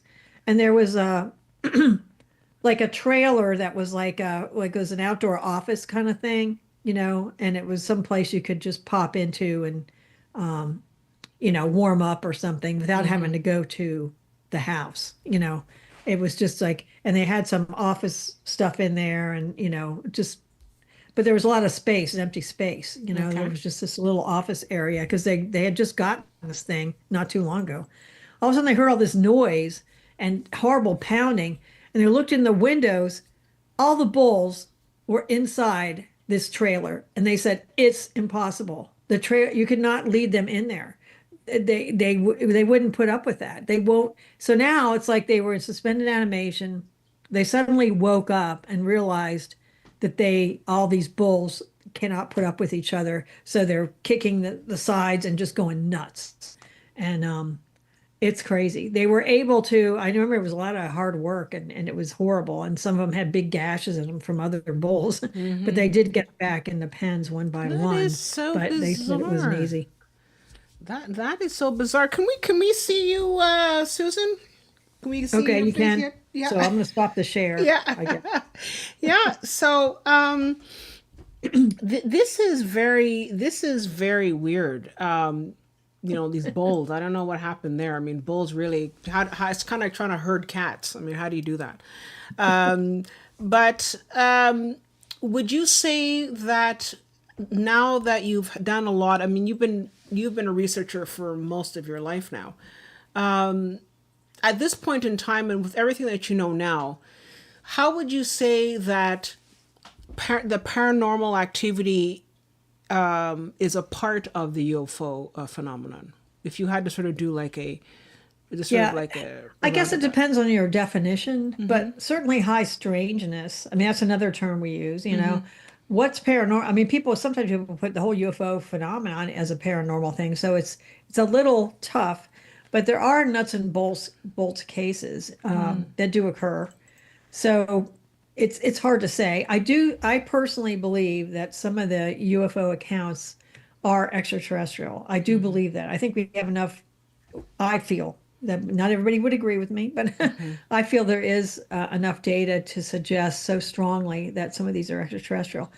But I also think there's enough data there to suggest that not all are extraterrestrial. I do think that there's interdimensionals and beings that we have not been able to really articulate what they are. And Brad Steiger's done a lot of work with that. And Yeah.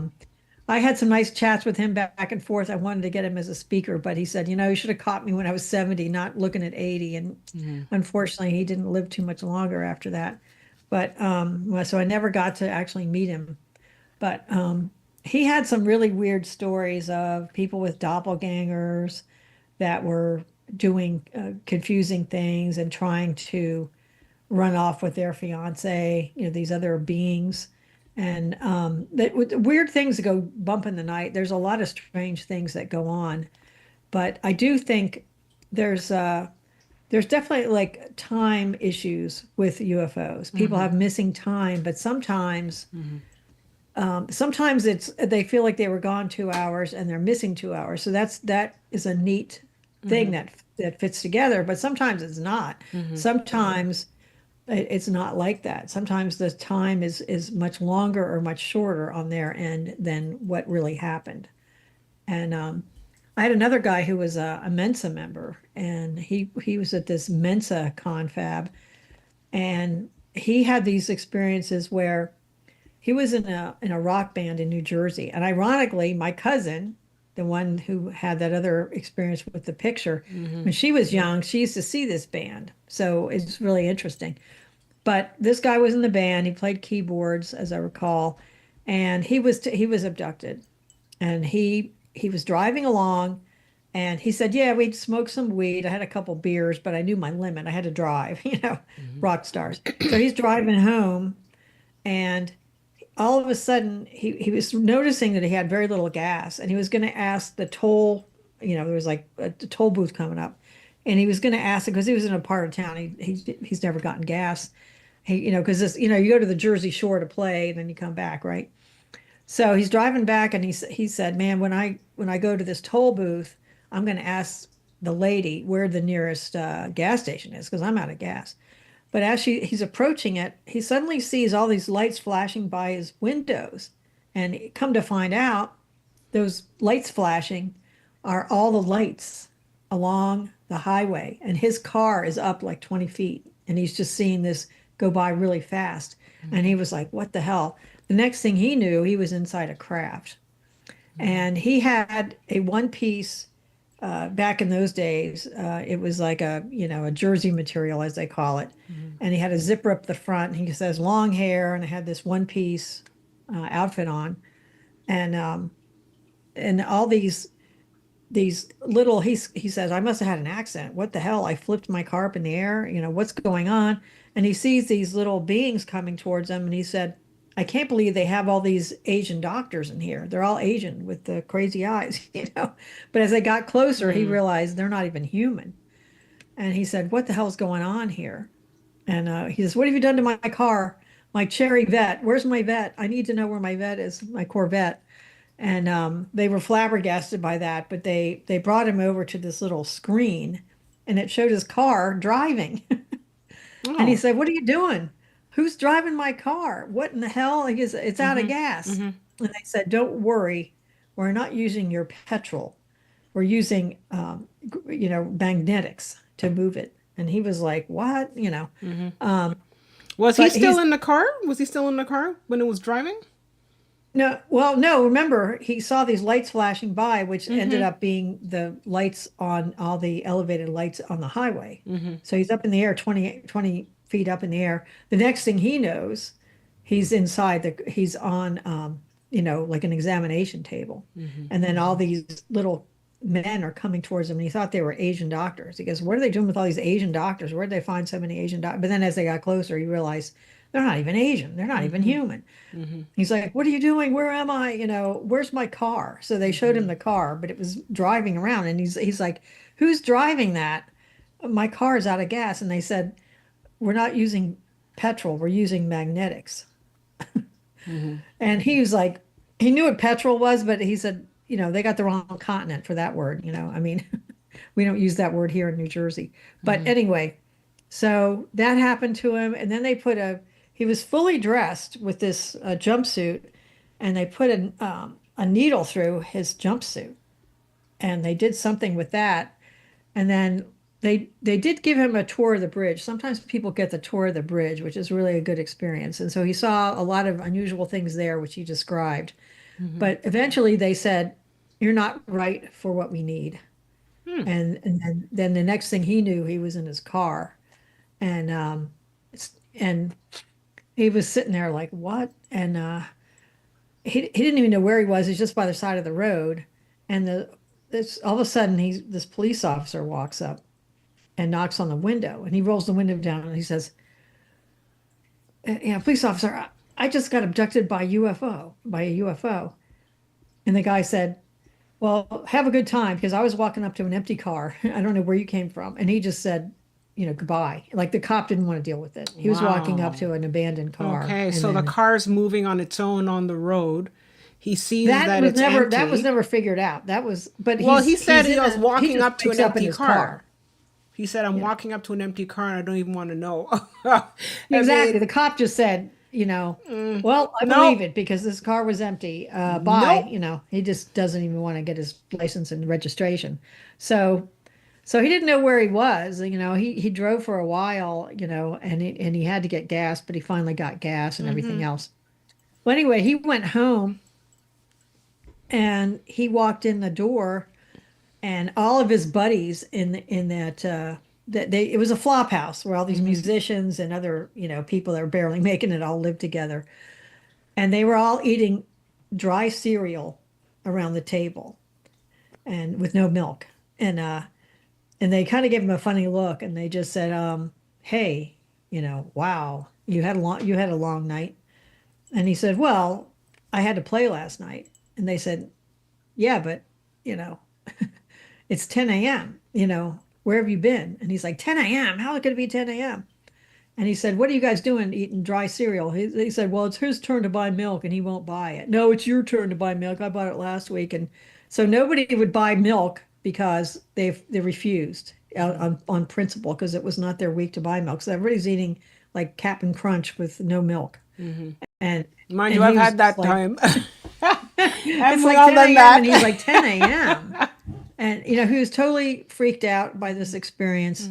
And he said it really did change his life, because everything coming together like that. And then he goes, "I saw all these losers eating dry cereal." And I said, you know, this rock and roll life, it's not Yeah, good it's a bit enough. much. I need something better. I mean, I gotta get a degree. I gotta, Yeah, really. Got a and life. his outfit was ruined. Like where they put the needle in, it caused a Okay. run in the jersey fabric, and it was a big Oh, run all the way down. They couldn't wear that again. okay. So, Um, anyway.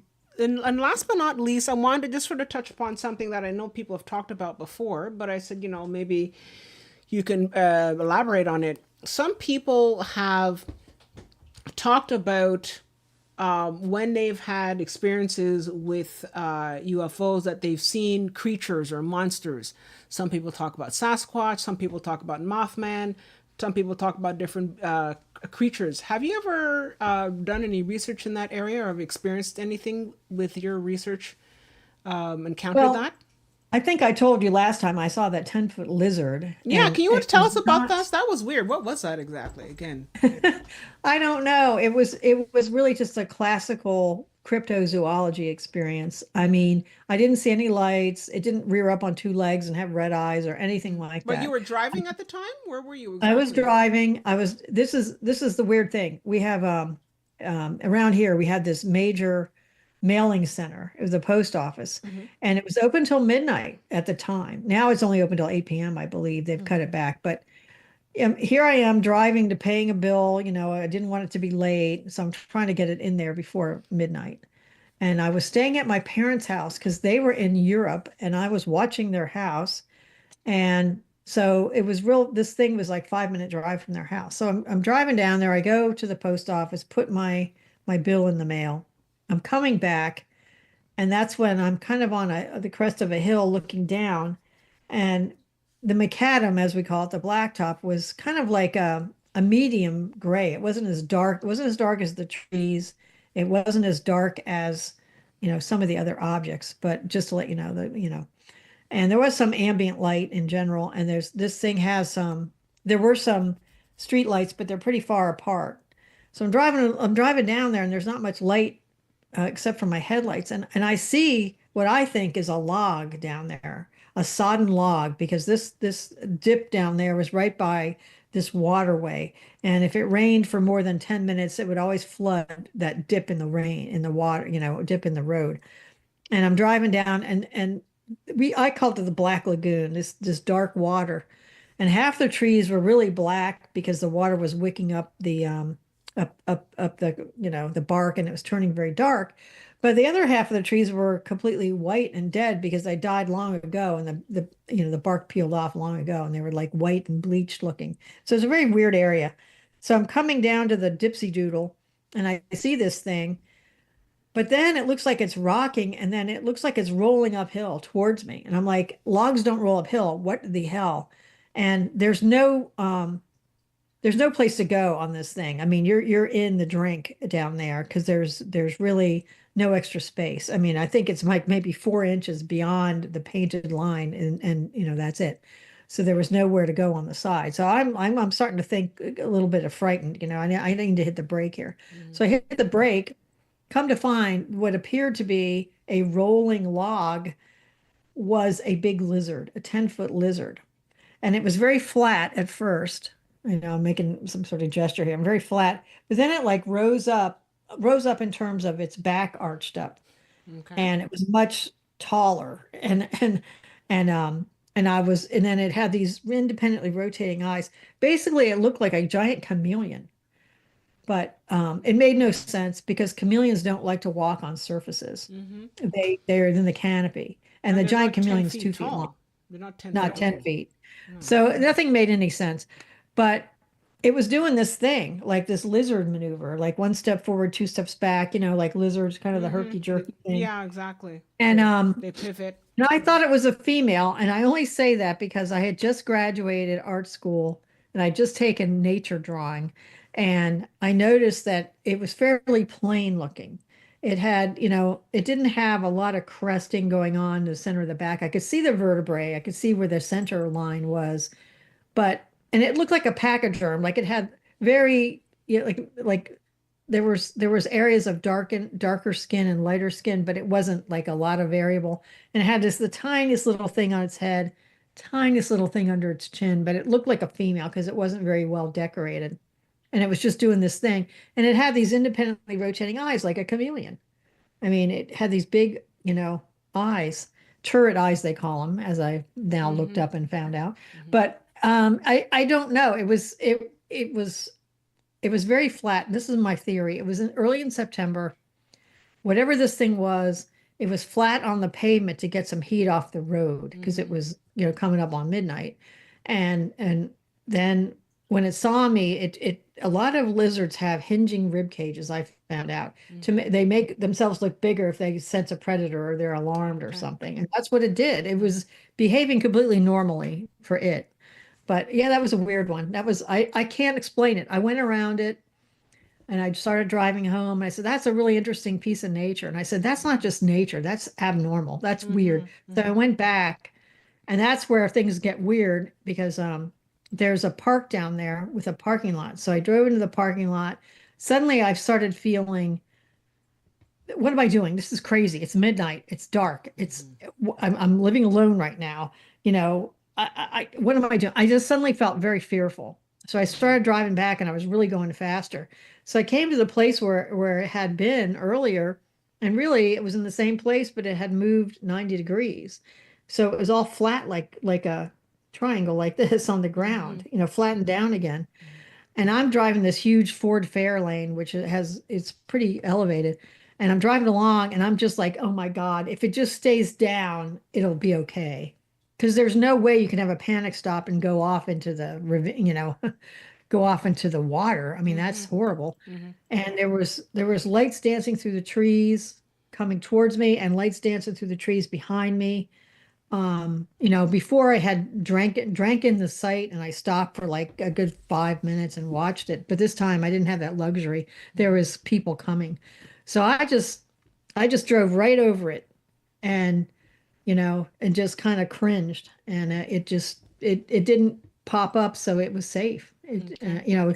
And it sounds weird, but it was 10 feet long, but it probably didn't weigh all that much. You know Mm-hmm. what I mean? It was just, um, it was probably, I don't know. A lot of it was the tail, but it just squashed down, and I was careful to Mm-hmm. ride right over it. Wow. And I Well, didn't feel anything because I think it stayed down. But it okay. was as real as can be. I mean, it was just as real as anything. I Mm-hmm. even called the police. Mm-hmm. I didn't get a good reception. I wonder Considering I why. saw a 10-foot lizard. I wonder why. But you know what though? It's interesting because I think that there are a lot of people who have channeled this message that says that there are a lot of different beings, both extraterrestrial and interdimensional, and for the longest time we haven't been able to see them because we have not been at a certain frequency, a vibrational frequency. And I know this is sort of a little bit off topic from MUFON, but in terms of energetics, it says that it's been said by many people who are channelers. They say that we are getting into a time right now where the veil is thinning, and the vibration, the energy is raising on the planet, and as such, we're going to be able to see things that we've never seen before, things that really should be in the fourth dimension, or the fifth dimension, different types of beings and different types of animals that are going to be there, and that we are going to be able to start seeing them. So I think that even though for the most part people have talked about UFOs and have talked about, alien beings, we're going to start seeing other things, not just the UFOs, but it's been said, and people know me and my proclivity for Bashar by Daryl Anka, that we're going to be able to start seeing some of these beings. And so there's going to be a lot of crossover where we're going to be able to see beings, but also different types of, interdimensional beings that are going to be coming over and meeting with us and speaking with us. So it sort of remains to be seen how far this is going to go, and what will happen. But I think it's very interesting.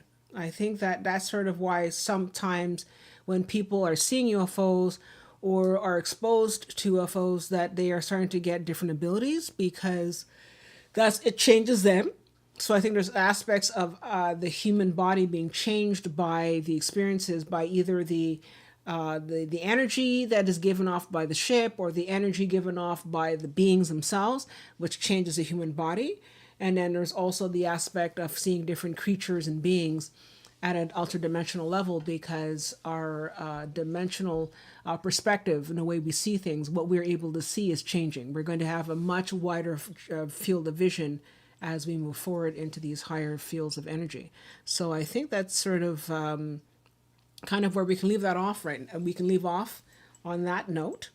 And a little bit weird, but I think that's sort of where we're sort of headed. But I wanted to say thank you so much, Susan, for coming in and speaking with us about your experiences, and for giving us new and perspective about the Barney and Betty Hill case, stuff that I didn't know. I didn't realize that she was having so many paranormal experiences before and after the whole experience that she had in 61 with Barney.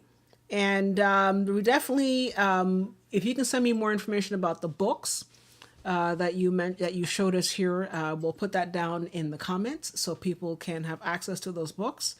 And we hope that you'll come and see us again soon to talk more about some of the investigations that you're doing with MUFON, and keep up the good work. You're one of the good ones.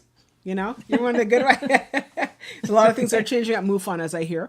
So, I really appreciate you being very straight and on narrow, and not sort of being a part of that whole sort of, FBI thing happening with MUFON. So I really appreciate you being down to earth about that. So I want to say thank you to all our members. And again, as always, don't forget to like and subscribe. It helps with the analytics. And we're really trying to grow our channel, guys. So please like and subscribe, and join us on meetup.com and at the Star Season Lightworkers Collective to find out more about some of the guests that we have coming up. And thank you again, Susan, for being a part of the show today. Well, thank you very much for putting up with me here. Yeah. And I think what's going to happen is that now the Men in Black are going to leave your computer alone, so you won't have any issues after this. Okay? Okay. Well, thank you so much. Fair enough. Take care, Susan, and take care, everybody. And we look forward to seeing you next week. Have a good one. Okay. Bye.